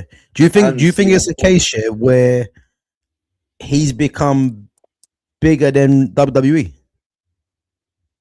Nah. What I think is he's become bigger than the belt. Yeah. Now, anyone that knows WWE, he doesn't need to be the longest reigning champion, isn't it? Yeah. Yeah, they don't need no Roman Reigns as champion. They know Roman Reigns. You know what I mean? I'll be honest now, yeah. If he's not gonna come back as the head of the table again, yeah, then it's better off him being a part-time, because I just can't take this OTC crap. It's fucking boring me, man. I ain't gonna lie. The entrance music is crap. He's got to ditch that song, man. He's got to ditch 100%. 100. Who's fighting now? It's the main event. Main event. CM Punk versus Roman Reigns. Main event time. So last match. So, considering foot logic, I'm not even gonna go with what I think. I'm gonna go with what I want. Wait, you said Paul Heyman's gonna get involved. And now does it not make hella sense? Bro, it's not gonna happen. I don't think it's gonna happen. I can see why you're thinking that. And now with Brock retiring, yeah. Now what does Heyman do? I was thinking that, but Division but don't he's got really division, need yeah. him. Division You don't don't think? need him. Not really, because I feel like Division isn't doing what they wanted it to do. I feel like, because bear in mind, bro, Seth got injured early days of that. Like Seth was meant to be the lead guy, Bron and Bronson beside him, build them up for a bit, and then when it's time, they can take the limelight and kind of do, like an evolution thing, like Bron turn on Seth. But now that went to shit. So it's like, right, well, we'll skip straight past that. Seth, whilst he's out, Bron can step up, and then Bron and Seth can feud when Seth's back. Then Bron got injured. That Bronson Reed got injured, and now Division, considering it started with Seth, Bron, and Bronson Reed, Bro, now he's got Division Logan Paul and Austin what's his Theory. Austin Theory. Do you Bro, know what? Yeah, I think they messed up. With them turning on Seth Rollins. yeah, because I this think they one messed saying, up. I feel like because Bron had was still there and Bronson was still there at the time, they just thought, you know what, fuck it, we'll just start this turn on Seth shit early, in it, like get it over and done with. Because by the time Seth's back and all that, like I feel like they wanted it ready for WrestleMania, in it. And then obviously when they realized that probably wasn't gonna have the time unless they speed it up, I think that's why they decided, right, we'll do it now. And then obviously Bron got injured. They knew he wasn't going to be fit enough for a proper match. So at that point, it's like, well, it's abandoned ship, innit? Bronson's out, Bron's out, Seth's coming back, but we've already turned on him. So now we've got fucking Logan Paul and Austin Theory. Fuck it, these men can be a tag team for a minute now. Fuck it, innit? Yeah. I think don't they messed think. up, man. I'll be honest. But this is the thing. Normally, the night after Mania is the reset, in it. So if Heyman comes out now and aligns himself with one of these two, tomorrow night on Raw, he turns up in the first fucking section and fucking basically abandons Division and goes with Punk. Is now suddenly a fucking bro, good listen, guy. As much as I would like to see that happen, yeah, it doesn't make sense because he's turned his back on both of them already before. So how can he now just go back to that? I hear it, but how many times have you seen that shit happen? I hear it, man. I don't know. This is wrestling, bro. So you reckon he's gonna get involved? Yeah. I feel like if anyone does, it's him. I hear it. Nobody else gets involved in this match but Heyman. Dereless says, did any of you two watch TNA? Yeah, man, we spoke about it earlier. So obviously TNA back in the day, man, when you had AJ Styles, Loki, Elite Skipper, the X Division, Chris Sabin and that. Yeah, man, listen, we used to watch it back in the day, man. TNA, WCW, AEW, WCW, ECW. Yeah, man, 100%. Wasn't TNA Stacy and Tori? No. No. TNA was Test and Albert. Yeah. And they come out Test with Albert Trish and Trish Stratus Stratus. because Trish had tits and ass, so it all made sense in the end. You get me? They were called T-A-T. Let's see this.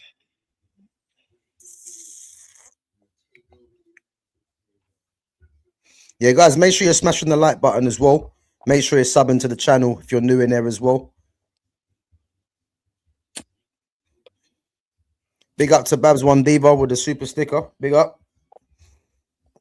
Guys, who you going for in this there are less is from the look, aces and eights. Yeah, of course, man. Bully Ray and Devon, of course. And you had what was the other guy? Is it Mike something? Mike Knox. What was his name? Mike Knox, that's the one. Mike Knox. And Mr. Anderson, innit? Mr. Kennedy. Yeah, Mr. Kennedy. He was cold. I loved him. You liked him, yeah? Yeah, man. But to be fair, like I say, I got to a certain age and suddenly I didn't like the good guy anymore. I like the bad guy. Yeah. You know what I mean? Like Norman it's Smiley. mad. Norman Smiley, you know. My You're man taking used the to be piss, scared of clock enders. everything, innit? Man Just like screaming Norman at everything. Smiley, you know. Oh God, Gilbert and that. Madness. Tank, yo, remember when fucking Tank Abbott come into WCW and he made him a comedy wrestler? Yeah. What was a UFC fight, early UFC fight, and he made him a joke. Tank Abbott, I remember him. Didn't he have a feud with was it Ken Shamrock? No. Was it Ken Shamrock? No. He had a feud with? Nah, not in WCW anyway. Hmm. In WCW, the one feud that I remember was when he feuded with that I can't remember what they were called. There was three of them in a tag team in it, and they were like a boy band in it. They were a boy band type wrestling group. I know you're talking about. And he was like the manager or something in it. Oh, I forgot. Oh, do you know what come to mind actually? Do you remember the tag team of what was his name? They were called AMW, America's Most Wanted.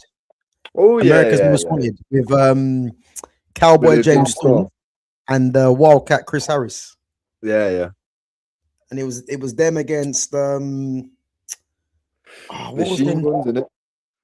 Who's that? Them man used to go up against like Motor City Machine Guns in them, innit? Nah, but there was another two. There was what were they called again? They still like a green outfit. They were young.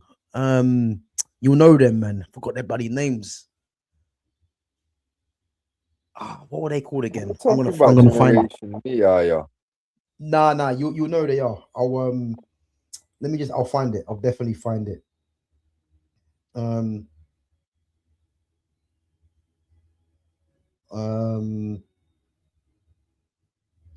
find it.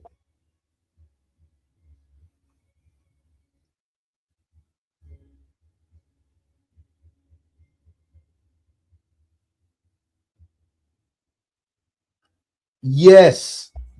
Hey, Fitz. Bro, Fitz. I didn't want to spoil it for you when I heard it drop. What, you knew it, yeah?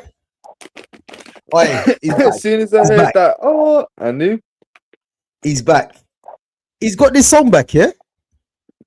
Nah, but don't get it twisted though. They do shit like this for Mania, innit? Like it might be a one-off thing. Like, yo, CM Punk could come out to one of his old songs. You know what I mean? Bro, he's got to keep this song, man. It's about time. He's got to keep this song. Hey, he's the head of the table. He's got it back. Fitz, man, he's got to stay with his song. I'm telling you, bro. He's got to stay with his song. That OTC one was rubbish, man. Stay with this one.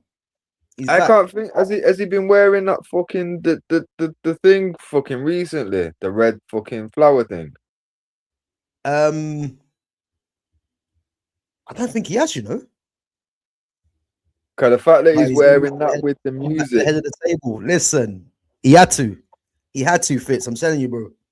But bro, look what I was saying. Who could interfere? Heyman. Could interfere? Who could interfere? Bro, if he does with his song, I'm with it. I'm telling you, bro. Just go and get the band back together. Go and get the band back together. Bro, I'm telling you, like what you just said there, if he's gonna stay on what he's been on, just fucking go in it. Like, that's what I'm saying. So it makes sense. It makes sense. Bro, you know how bad it was now, yeah? I actually sent a an email through to WWE saying, look, get Roman back to this. I swear to God.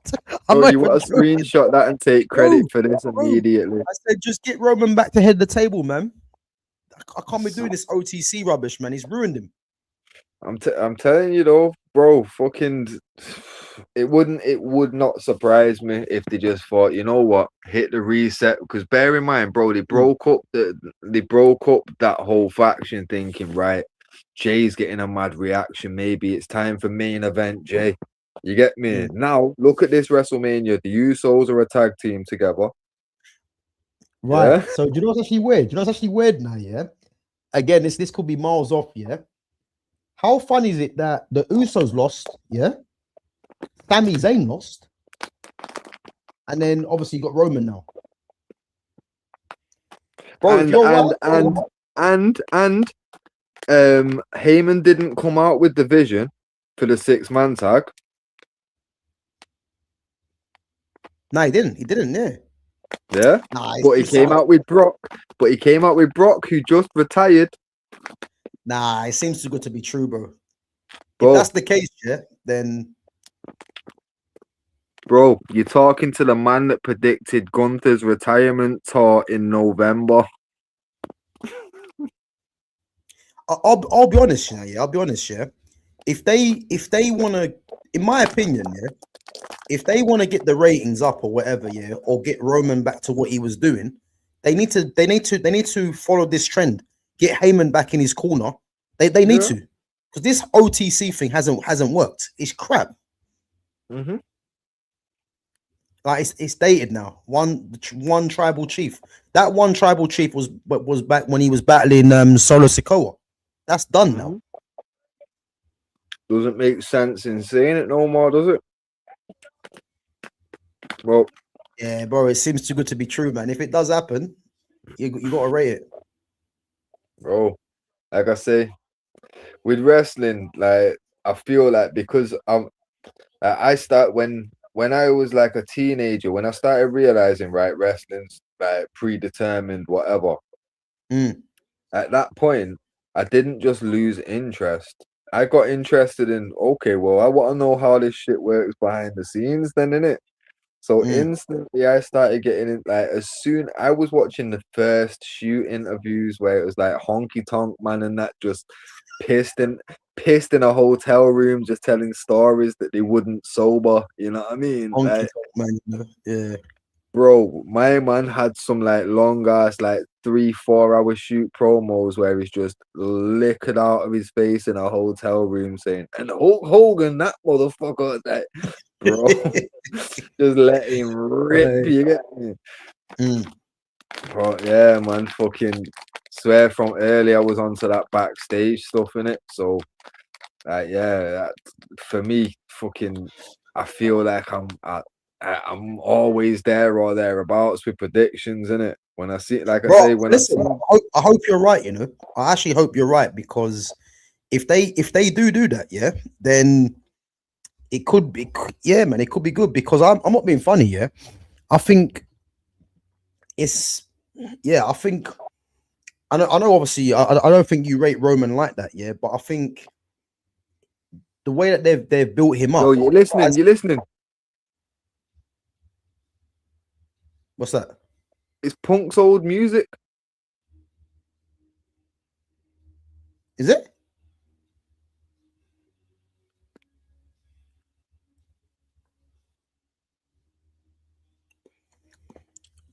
Not gonna lie, Gav, I was shocked when I realized Joseph Part was Abyss. Yeah, trust me, man. I swear this is the old Ring of Honor music. Honor music, yeah. But this is what I'm saying: the fact that Romans use old music, and what they'll just say, CM Punk could use old music. It doesn't mean that tomorrow he's gonna be cult personality. WrestleMania, yeah. Gav, is that a man or a woman? Who? Gav, is that a man or a woman? Who's that? Man or a woman? What do you mean? Oh, probably talking about Roman Reigns.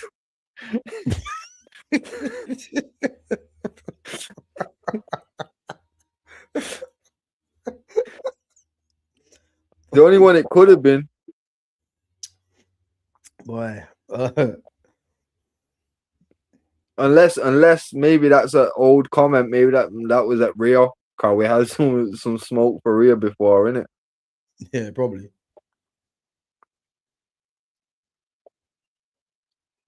These two proper hate each other, don't they? Yeah, well, I think behind the scenes they probably actually get along in it, but Oh, Rhea like, Ripley. Rhea Ripley. Rhea Ripley's a woman. Yeah, Rhea's getting no love today, innit? Like, What a belt, man. She's getting strays. Catching strays after winning the belt. Crazy. Let's see what CM Punk can do, man. His wife lost. Let's see if he can redeem it.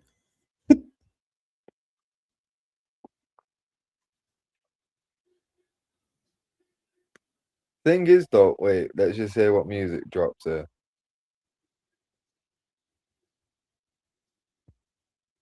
It's clobbering time.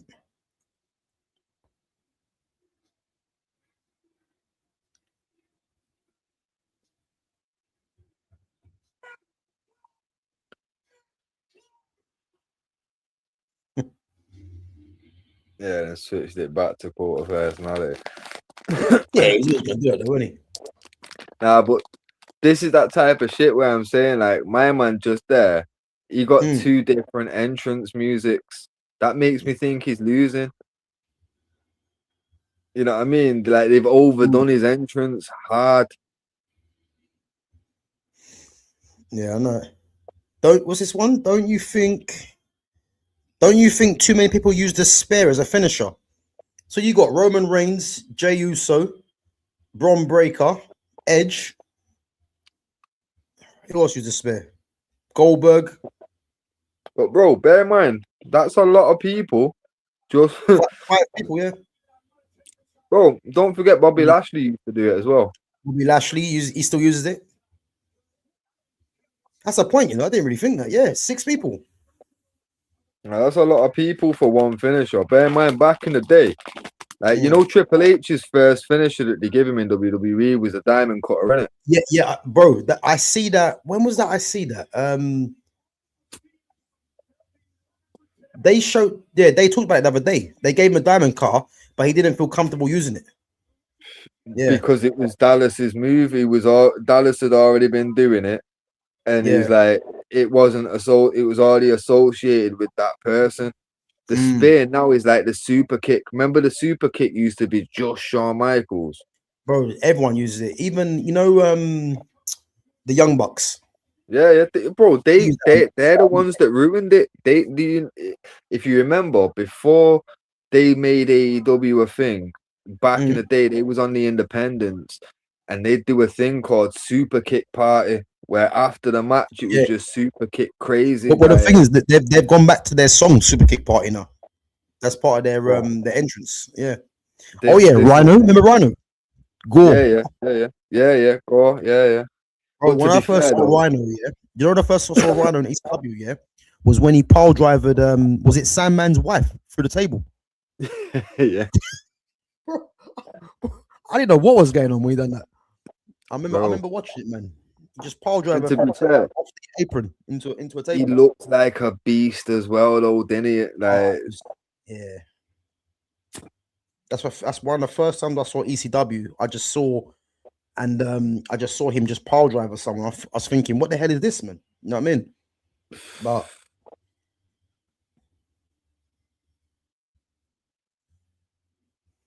who you going for? Roman Reigns or CM Punk? I'm going Roman Reigns, you know. Now he's got the head of the table. Because you want him or you think? Bro, I just got a feeling, man. I got a feeling Roman Reigns, man. You're saying Paul Heyman, yeah? I can't see Paul Heyman coming out, man. But doesn't interference happen? So far, there hasn't been one, funny enough. There hasn't been one. Which would make more sense, because I guarantee if there's an interference in this match, Punk is old school enough, Heyman's old school enough, and Roman knows the business because of it's generational well enough to all make a stand and say no interferences in any match tonight that impacts the outcome. Io didn't hit Jade.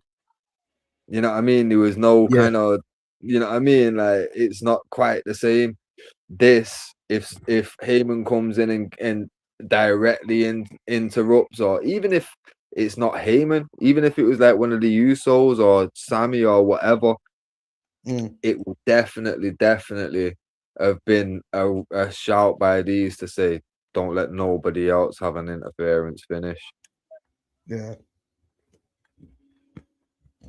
Like, that was one of that was always an old school thing with the booking side of things. When they're putting together the shows, like the old school bookers would always say, like, if you're gonna have blood in your main event, you don't want people bleeding in the second match.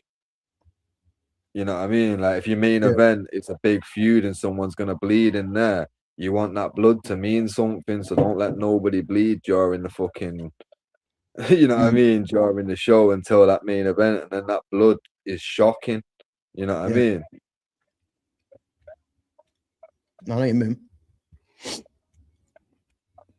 Like I say, I'm taking logic out of the equation with it. I'm saying I want Punk to win, so I'm going. Well, listen, you could be right, man. I'm just more on the case of I just no, I do think I'm logic. thinking, why would Paul Heyman get involved now? That's the way I'm seeing it. Because, like, to be fair, when I first said it, there was basically no reason for me to say it, yeah, other than just a gut feeling. I just felt like it could, you know what I mean? If anyone does, it would be, you know what I mean? The only way that this would be anything but Heyman interfering is if somehow Moxley was coming back and him and Seth came imagine that together. You know what I mean? That's the only way that it's not Heyman is if it's a full Shield reunion. That's the only way, you know what I mean? The only two possible solutions. I don't see just him and the Usos, like, because I don't feel like any of the Usos coming out has as much impact, because Heyman's got such a long backstory with both sides. It means so much. That's why it meant so much last year when he fucking turned his back on both of them for Seth, innit? You know what I mean? But like, even just the fact of imagine like CM Punk having the fodder for his next promos to be the man that got stabbed in the back 2 years running by Paul Heyman. Yeah. I know what he could do with that. You know what I mean?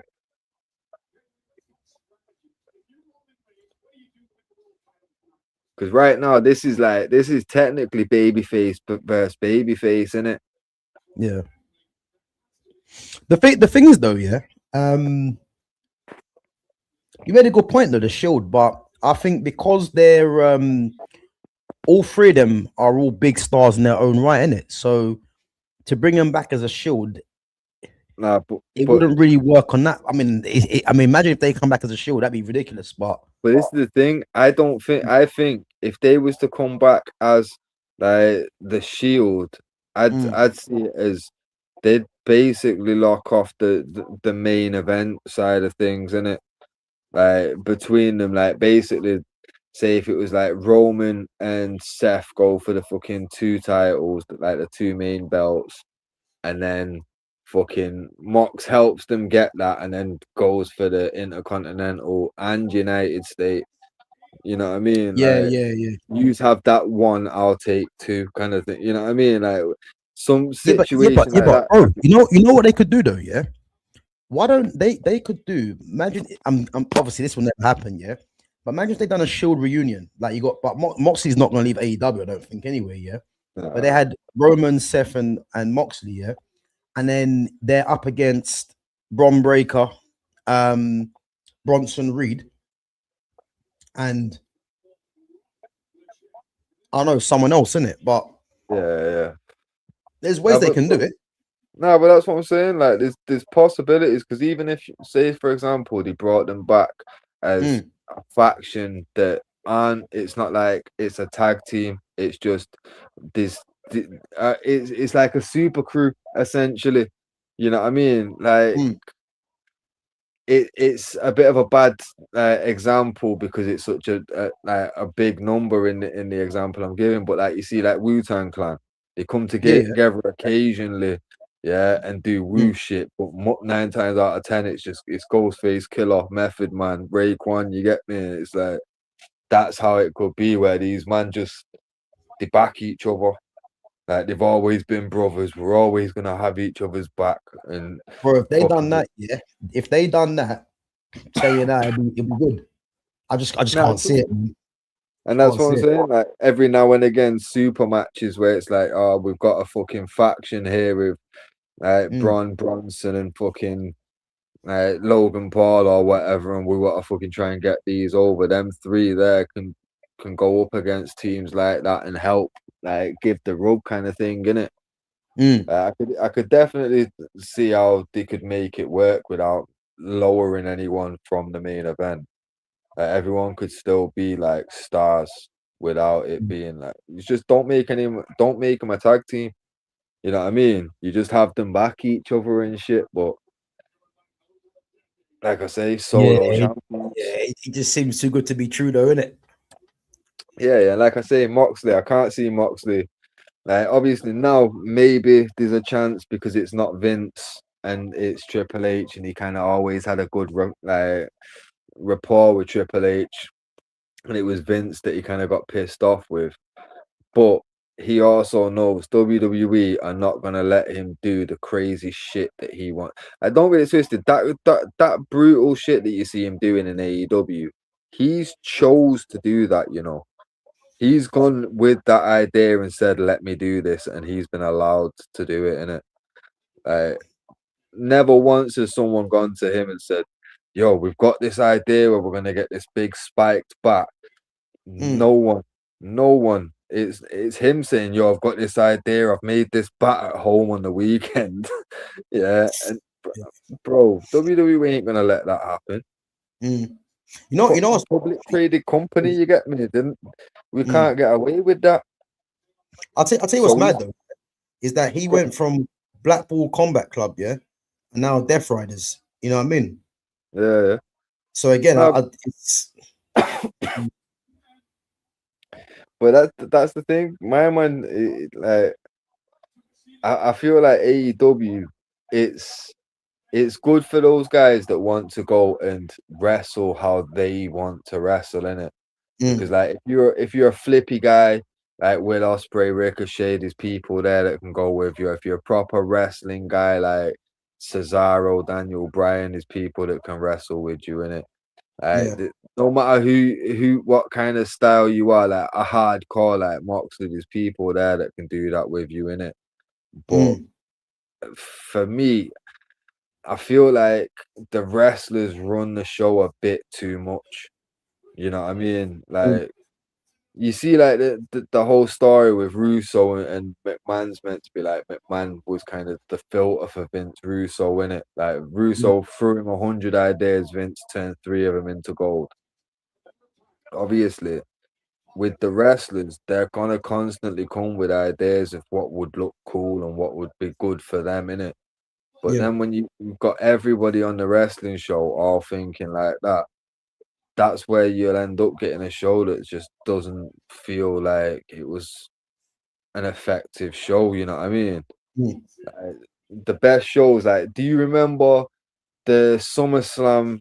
No, not SummerSlam. Survivor Series '98, where The Rock ended up winning the belt and turned bad guy. Who did he beat? He beat Mankind in the final, but Mankind came out with it with the shirt on with fucking Vince and Shane and that, and was like gonna be the corporate champion. And Oh, okay, and then they all turned their Rock, back on him. yeah, Yeah, they did the Montreal screw job repeat again in it. He put him in a yeah. sharpshooter, and but that there, fucking that show was perfect. You know what I mean? Because even when you go back and rewatched it, it all made sense. Like someone come down early, like in one of the earlier matches, and threw a Mm. nightstick in for. I think it was Big Bossman threw a nightstick in for Ken Shamrock, who were both in the corporation. In it, Rock grabbed it, hit Ken Shamrock, and got the pin. Like quick pin, though, in it. Mm. Oh, and he also against Bossman in the very first match, like the bell rang and he rolled him up and got the pin. You know what I mean? So he had 2 quick matches to get to the final. And it was like he was outsmart in the corporation, but then on rewatch, it's like No, it was a setup. You know what I mean? Like the boss man got rolled up and didn't kick out purposely in it. Like there Yeah. was logic to it and there was progression throughout it. And at the end of the show, by the time of the turn, it was a masterpiece. Like now these shows, bro, fucking twists and turns and comedy sections just before the emotional main event and that, like it's Mm. the wrestling shows now, they're not the same. And AEW doesn't even have one person as the filter because they're one guy, that Tony Khan. Bro, Yeah.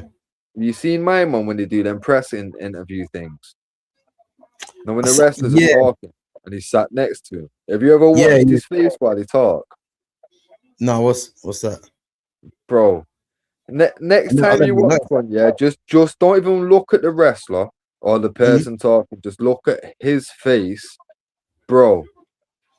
He looks like he doesn't understand what they're saying half the time, and the half the time that he does is scared. You know what I mean? Like he just it yeah, he doesn't give me the same kind of aura as, like, you see when I imagine wrestlers going to Oh, Vince I McMahon know what you and mean. I know what you mean. Yeah, he seems just happy to be there.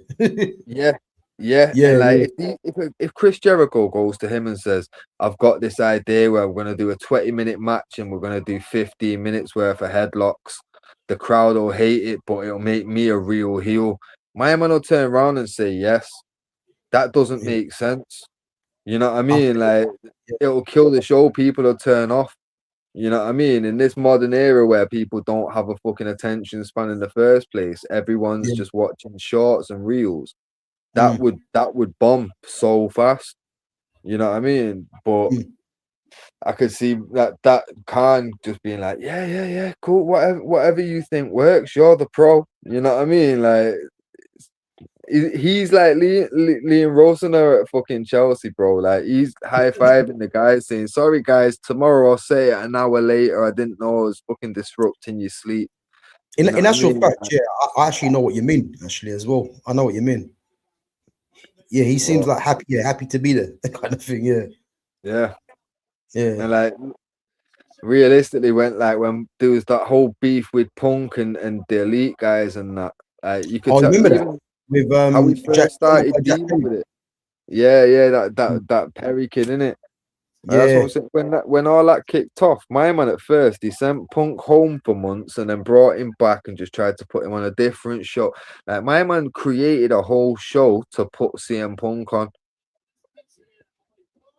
mm. Not what's the secondary show? Not Dynamite. What's the other one? Oh, Collision. Yeah, Collision.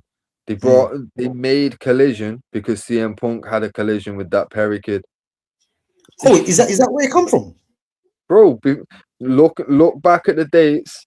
That show started after the fucking Perry incident and just before CM Punk came back. And when he came back, he was Mm. just on that show, that Wednesday show. He wasn't on Dynamite anymore, where the Young Bucks and Omega and them man was.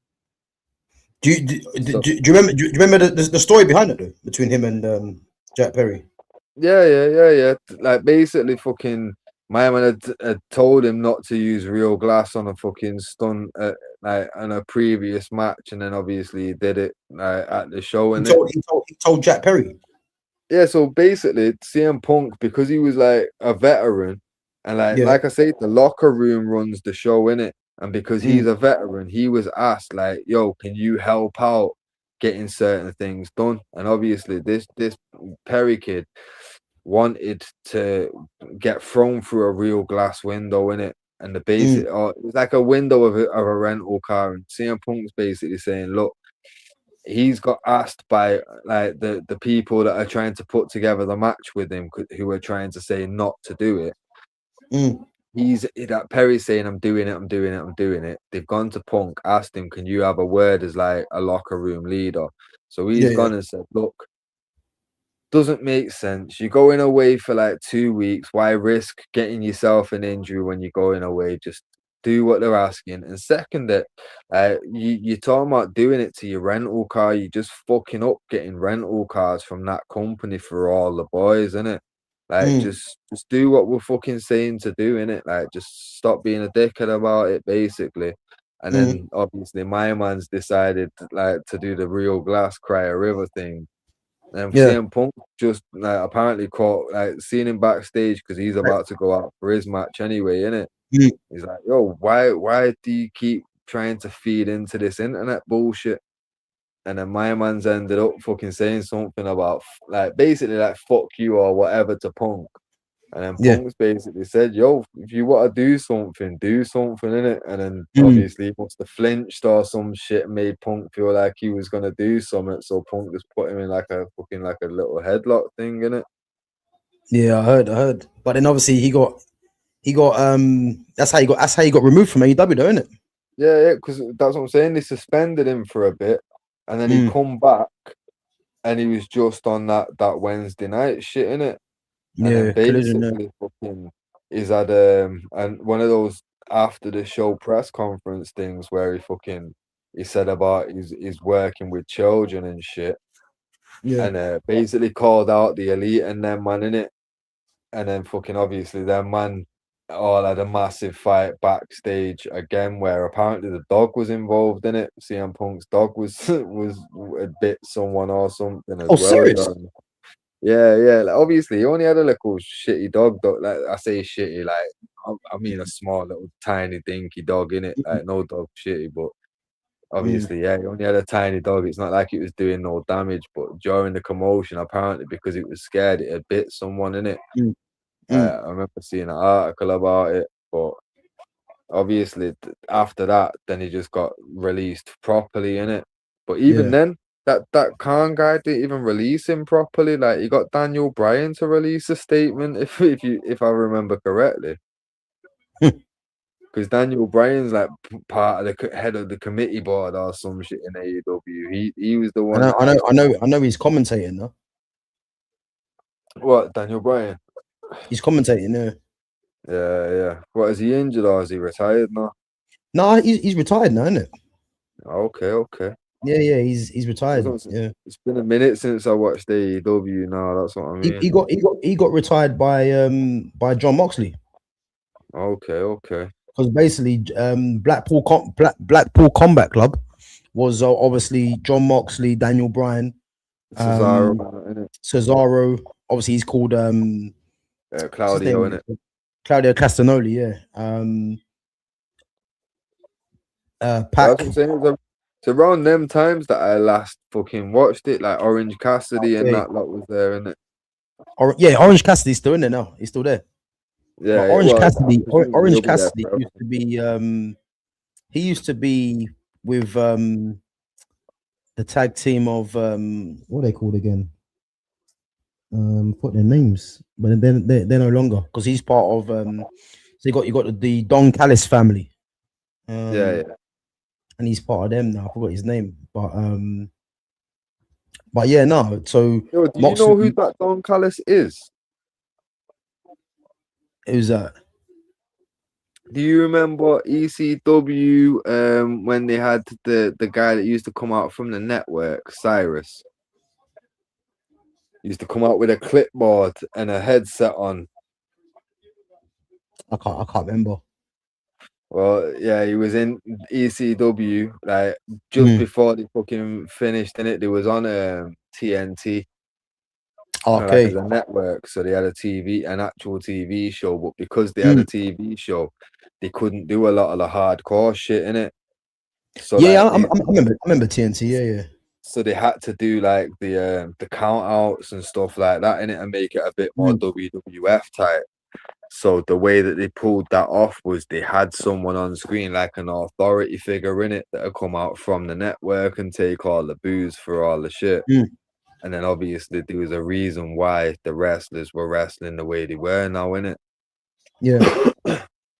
But do you remember in like 97 when there was like a group that used to come out? I can't even remember what they were called, but they used to come out in like army fatigues. And it was, remember that big tall dude, Kurgan? Like they ended up going in and being the oddities later on, where they come out like circus freaks.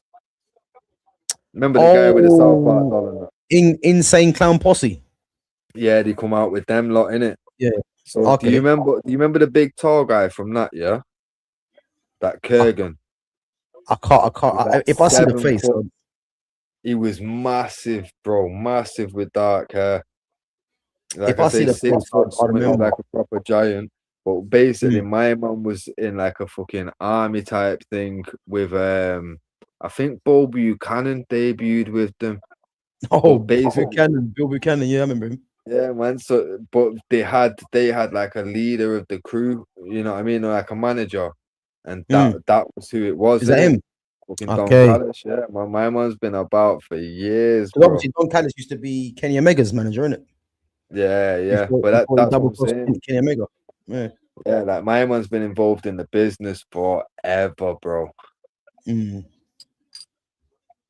But not many of like the more recent current fans actually know like how far back he goes in it. Like I say, he was in like proper ECW before it was like bought by WWE and that. I didn't even know that. Like I say, man, fucking, he's always been a good talker, like a good heel talker. He's actually quite funny, to be fair. Yeah.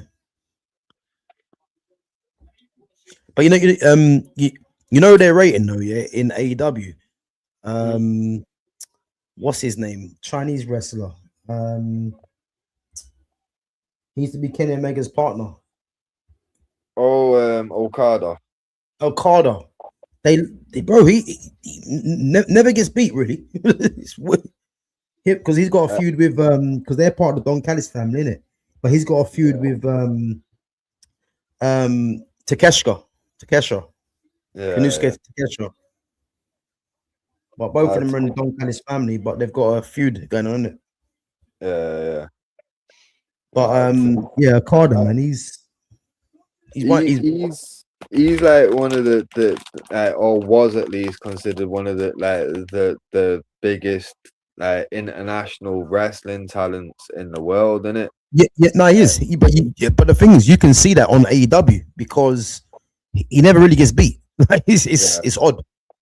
You know what I mean? I won't be surprised if, because when he signed for AEW, he was already like the guy in it. Yeah, bro, it's probably within his contract that he can only take so many losses. Because in Japan, bro, that wins and losses matter there, you know. My man can't come to America for 5 years and lose. Like Shinsuke going back to Japan now is basically no value. Yeah. Because there's another guy as well that used to be part of he used to be a tag team with Kenny Omega. They were called Okada. No. So there's another one. Forgot his name. He's out injured at the moment. They used to be the what are they called again? I can just think of him and Okada as the Golden Lovers, isn't it? Yeah, the Golden Lovers they were called, but it's not Okada. It's someone else. Forgot his name. He's out injured at the moment.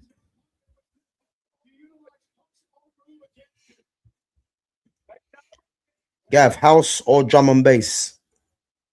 Boy, it's got to be house. Oh, you let me down, Gav. Boy, listen, I was on the spot, man. Any one of them, man. I say any one of them. Yeah, I mean, it's not really a good choice, man. But I had to pick something. I hear it. But if I've got to choose, like if I'm at a rave and it's like, yo, you got a house room there and a D&B room there, I know what room I'm in, bro. But I'll just walk out and go home. Put me in the zoo now. Put me in the zoo. Oh man. What happened to Sin Cara? Good question, man.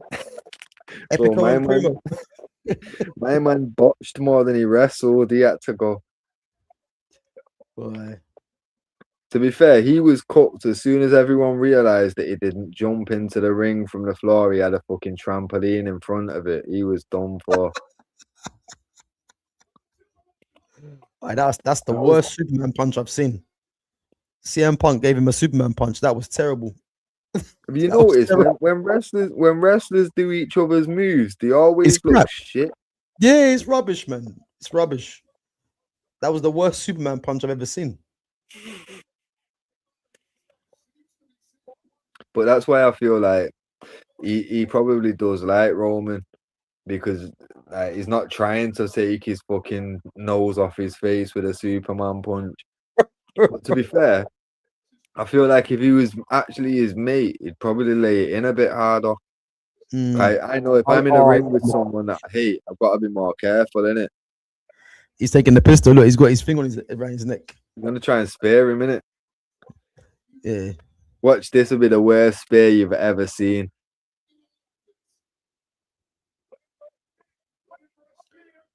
Yeah, the spear was so shit. He caught him. He got the guillotine on him. Bro, Roman's going back to his head of the table, you know. I'm telling you. Nah, they'll do throwbacks. Don't get it twisted. I won't be surprised. Anaconda Vice. Anaconda Vice. Bro, don't get it twisted. If CM Punk goes for the Pepsi plunge in this match, you know what the Pepsi plunge is? Now.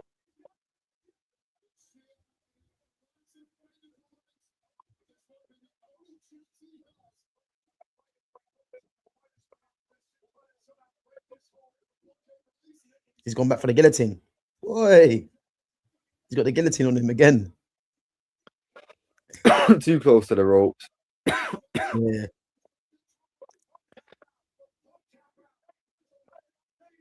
He's just got to roll slightly and get his foot. You see it? Roly poly. Gav throwing out some news after United guaranteed top 5. Nah, listen, man. I was throwing out the moves today, man, when Arsenal got beat. I ain't gonna lie, man. Drum and bass. Oh, he's gone back to the guillotine again. I actually don't even know who's gonna win this, you know. Bro. Fitz, question for you, bro. Go on. Eddie, Brett, or Angle? You know what, yeah? If it was just purely in ring, it'd have to be Brett. Yeah. It would.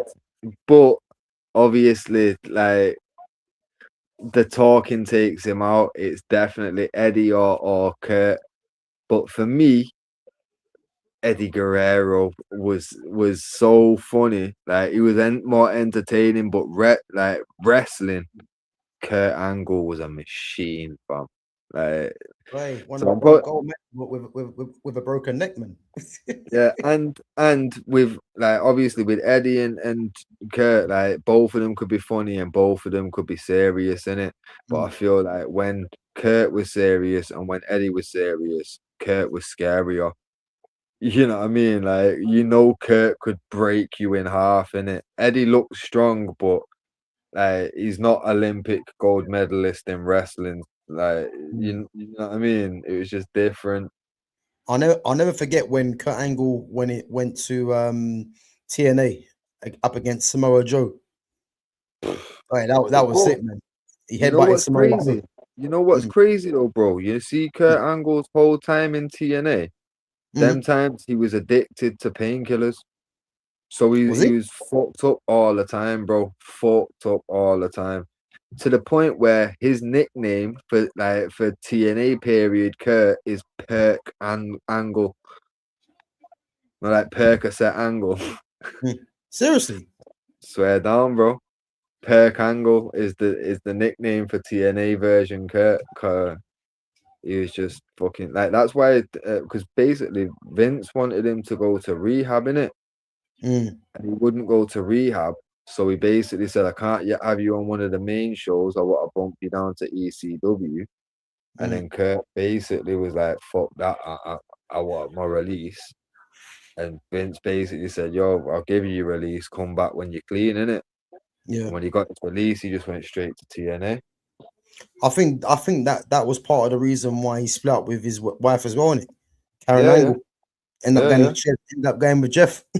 Yeah. Jeff Jarrett. But that's what I'm saying. She did that in real life, innit? But that's what I'm saying, because obviously Jeff would have now been his basically his boss, innit? Because at the time he was like the head guy of TNA. I know that it was other people that being the face of it, but he was still the guy in it. Oh, low blow, CM Punk's turning bad guy. Oh, you know, bro, them, yeah. Is that it? Nah. Bro, I'm telling you, Roman's winning this, you know. I'm telling you, bro. Yo, here's one for the chat. I want everyone to tell me your top 3 wrestlers. Guys, who's winning this fight this match as well? MVP Montel Vontavious Porter. Yeah, he's in AEW now with the Hurt Business or the Hurt Syndicate with Well, you know, made me laugh actually. Yeah, the Hurt Syndicate. You know, MVP MJF was in there as well. MJ, yeah. They had MJF in the Hurt Business. yeah, only for a brief spell though. It's ridiculous. Him and Bobby Lashley just weren't seen eye to eye. Bobby Lashley wanted to crush him. Yeah, that's Joe. MJF was using because what it was, I think they were looking at recruiting a new member, and MJF kept saying to them, look, he wanted to prove his worth to them. I was saying that he ended up getting in there, and then got his title shot off the back of being with them, and then fucked them off. Yeah, it was dumb. Yeah, but I've got a feeling, yeah, because they're looking for a new member now. Yeah, I've got a feeling, yeah, they might get Swerve Strickland. I know they tried getting him before, so I wonder if they try and go back for him again. But Swerve Strickland's turned ill now at the moment. Huh? Swerve Strickland's turned ill now at the moment, I think. Now it makes even more sense than if he's healed. Yeah, but the Hurt Syndicate are not ill. They're facing it at the moment.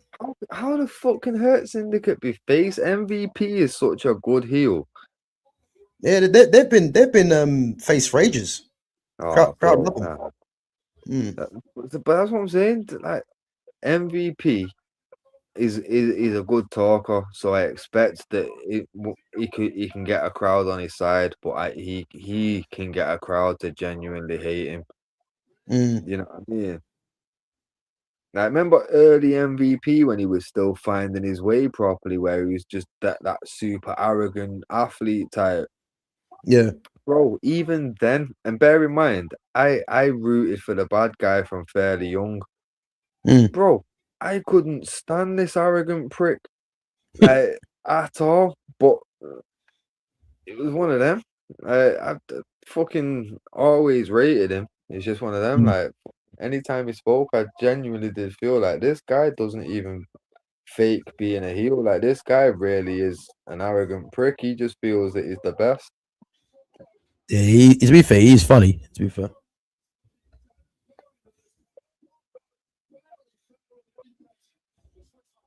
How many times this weekend has that same table been broken?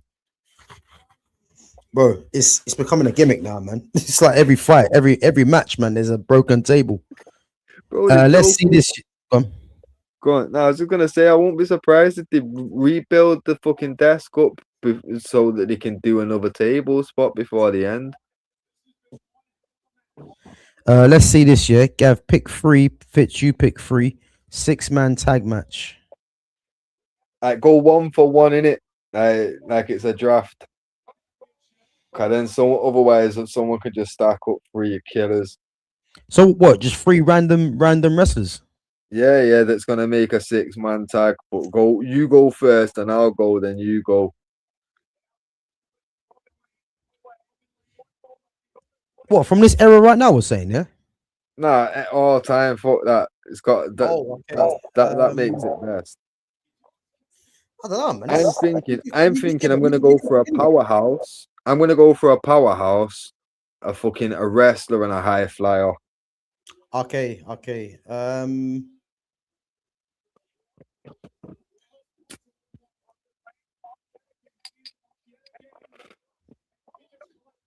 I don't really know, man.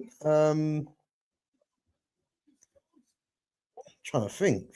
Do you want me to go first? Because then you're basically picking opponents, isn't it? All right. So my powerhouse is Brock. Yeah. But like early Brock, where he was doing moves.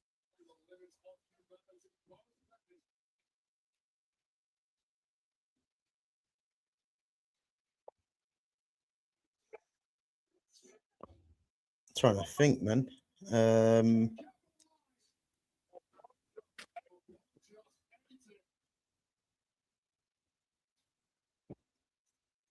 I think wrestler AJ Styles.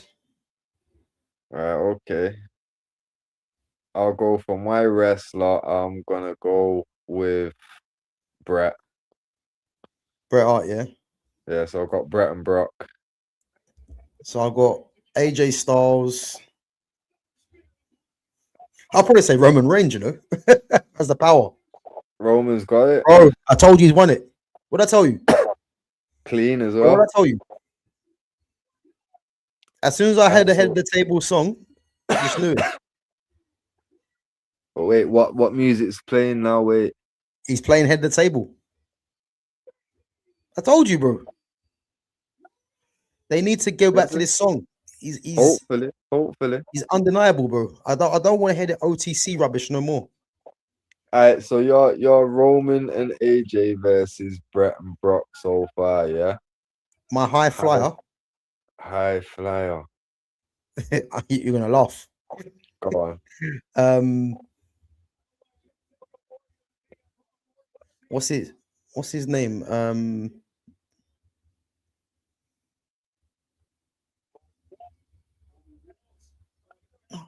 What his name now? Oh, I forgot his name. I mean, the high flight, you're probably looking at probably say young Rey Mysterio. I was thinking like 96 Ray, but you know what? Yeah. RVD. Oh, Rob Van Dam. RVD, Brett and Brock. Yeah, that's not bad. That's not bad. The RVD is a good one. That's a good one. I'm trying to think someone who's on the level of RVD though. That's a high flyer. I think if we're going man for man, it's like elimination. I think RVD's eliminating Ray. I'm trying to think. Oh, who's a high? When you actually think about it, there ain't no high flyer that's like RVD though. There ain't no one like him. That's a high flyer. Only person that for me is anywhere close is Sabu, and I don't know if you class him. Yeah, yeah. I'm trying to look at ECW. I'm about to say Perry Saturn. Otherwise, high flyers. Like I think you could maybe get away with saying Eddie to a degree. Quite early, Eddie used to do a lot of top rope stuff. And you're talking like Juventud, Psychosis. It was all the littler guys, isn't it? Where's Psychosis? That leg drop.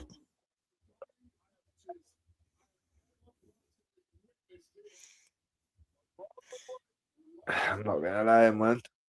I'm still kind of took back the fact that we've just watched Brock retire. Bro, I told you there was been no interference, yeah. But the very fact he's got this song back, yeah, it could be a sign of things to come, man. Look, they're even playing this theme song as well. Say for example, tomorrow on Raw, fucking Austin Theory and fucking Logan Paul, kind of turn on fucking Heyman, talking about you chose to go out with Brock for one last match instead of coming out with us and having our back. We lost at WrestleMania. Fucking so. No, they actually won. Did they win? I didn't. Oh no, sorry, the Usos won, didn't they? Yeah. Yeah. And then obviously I Show Speed fucking turned on them in the end as well. Oh yeah, so they got embarrassed and humiliated. So I think say if they turn on Heyman, well basically they're having a go and they're about to turn on him, and then fucking Roman comes out and saves him, forgives him. You know what I mean? I want my wise man back. I'm getting my band back together. That's just too easy to say, isn't it?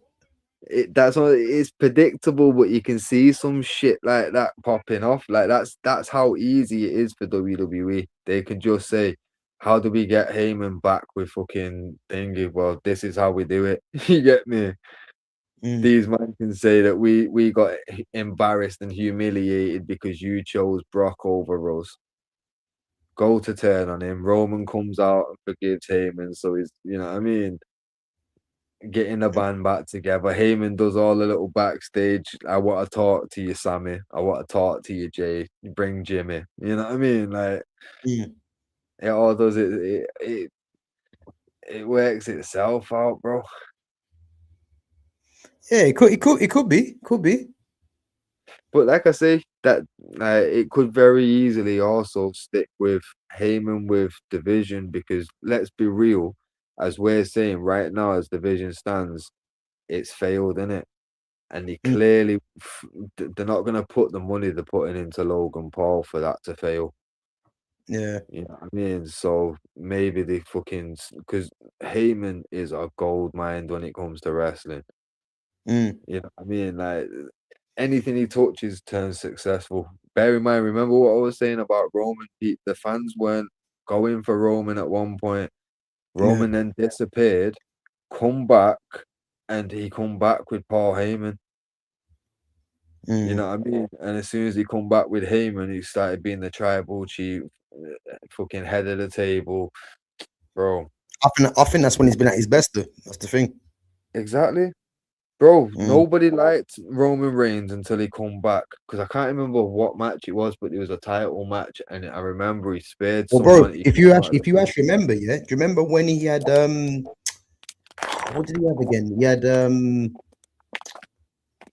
what was it again? He had some sort of cancer. Was it cancer? I can't know what it was. Leukemia. That's the one. Yeah. And then when he was in remission, he that's when he went with Paul Heyman after that. Yeah, because that's what I'm saying. If you remember, he come back. So I think it was Raw, and did that whole "I'm in remission, y'all." Yeah. And then left again. And then the next time that we seen him, I think he spared Seth. He interfered in someone's title match. Yeah, no, it wasn't Seth. It was Brock. No, it wasn't Brock Lesnar. It was. It have been Braun Strowman. Yes, Braun Strowman. It was Braun Strowman. I think. Yeah, that's the point. What's happening to Braun Strowman? In fact, I know what he's doing. He's actually got a TV show. Yeah, bro. He's got a TV show where my man goes to a restaurant and orders everything on the menu. Oh, is it man versus food or something, isn't it? It's like that, yeah. But this is what I'm saying. It's called. I think it's fucking Braun Strowman.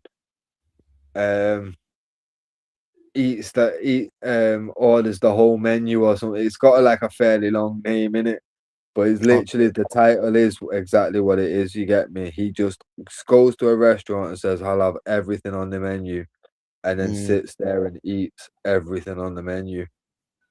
Like, it's just a fat cunt and gets paid to do it, bro. Like, it's mad. I only know this because on occasion I might have to allegedly look in and have a look at a dodgy stream to watch some occasional football matches, and that seems to be on the American streams. That seems to be on just before some kickoffs, innit? So I normally catch the end of an episode and I'm just like, this guy's still got no charisma. I don't know how he's entertaining people for half an hour. It's fucking mad. Crazy, innit? Boy, listen, guys, we're gonna wrap this up anyway, man. It's been a long one, almost 4 hours.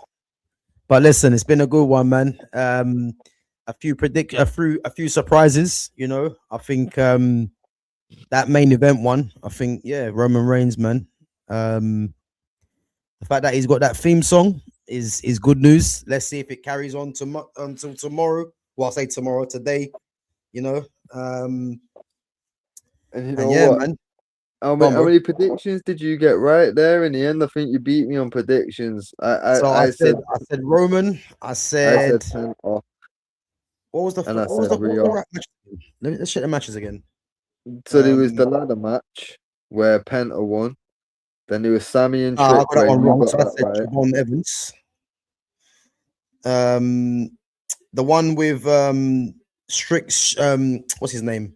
Trick Sami and Williams. Trick. Yeah, I said Trick Williams would beat him. I said Mm. Sami. So you won that one, innit? Then Jade and Yeah. Rhea, I said Rhea. Yeah, you said Rhea, yeah. Brock and Oba, I said Brock. I went Oba. Well, no one even did Finn and Dom because no one give a fuck. yeah, exactly. Exactly. And then Punk, I Exactly. said Punk in it. So yeah, I Yeah. think you got 3 in it. I got 2. How many fight? What is 6? So we didn't do Finn and Thing and what's the name? The Penta one. What was the other one? I got Penta and Rhea. You got Trick, yeah. Oba, and Roman. Yeah, and what? Oh yeah, and the other one was the Dom and Thing, innit? Finn and Dom, but no one Yeah. cared. To be fair, Nah, I it would is. have gone Finn because I used to like him, but it's all well and good saying hindsight, and it means nothing. Yeah, But, I think Finn Balor was always going to beat him, to be fair, innit? But yeah, I mean, that guys, goes. listen up. We're going to wrap it up anyway. But big up to yourselves for coming on. Big up to all the mods as usual. Guys, make sure you smash the like button on your way out. Make sure you sub to the channel if you're new as well. And make sure you share the channel. And guys, make sure you go and follow Fitz on his socials, which I'll put on in the description at the end of the stream. And as I said, yeah, we should be back tomorrow, 5:30. Keep an eye out for that one as well. And let's see if these Arsenal fans turn up and answer for their crimes. I very much doubt it, but it is what it is. But Fitz, bro, anything you want to plug? Wrap it up. No, just guys, get over on Instagram if you're on there. Get onto Gav's at Gav Goes In and just get in the comment section of the Andy Cole clips and just at Andy Cole in it. Let's get his attention to the channel, man. Yeah, guys, make sure you do that, man. So we're trying to get Andy Cole, man, give him some recognition in it. So yeah, if you go on the Instagram and at Andy Cole and obviously add him to this channel, then yeah, that'll be much appreciated. And big up to Scott Bryce says, big up Man City with the win. Yeah, listen, they deserved it, man. And Arsenal in the mud. So listen, let's see what they do in it. You know, there's bound to be a few more excuses from them, but let's see. You know what I mean? But guys, we are gonna be live tomorrow at 5:30. So yeah, we'll catch you guys tomorrow. And yeah, listen, man, been a good weekend. Can't lie. United winning. WrestleMania was decent. Arsenal losing was the highlight. I ain't gonna lie. So it is what it is. But guys, big up to yourselves, and I'll catch you guys tomorrow. Fitz, big up, bro. Yeah, man. Bless, brother. In a bit, man. Shortly. In a bit. There.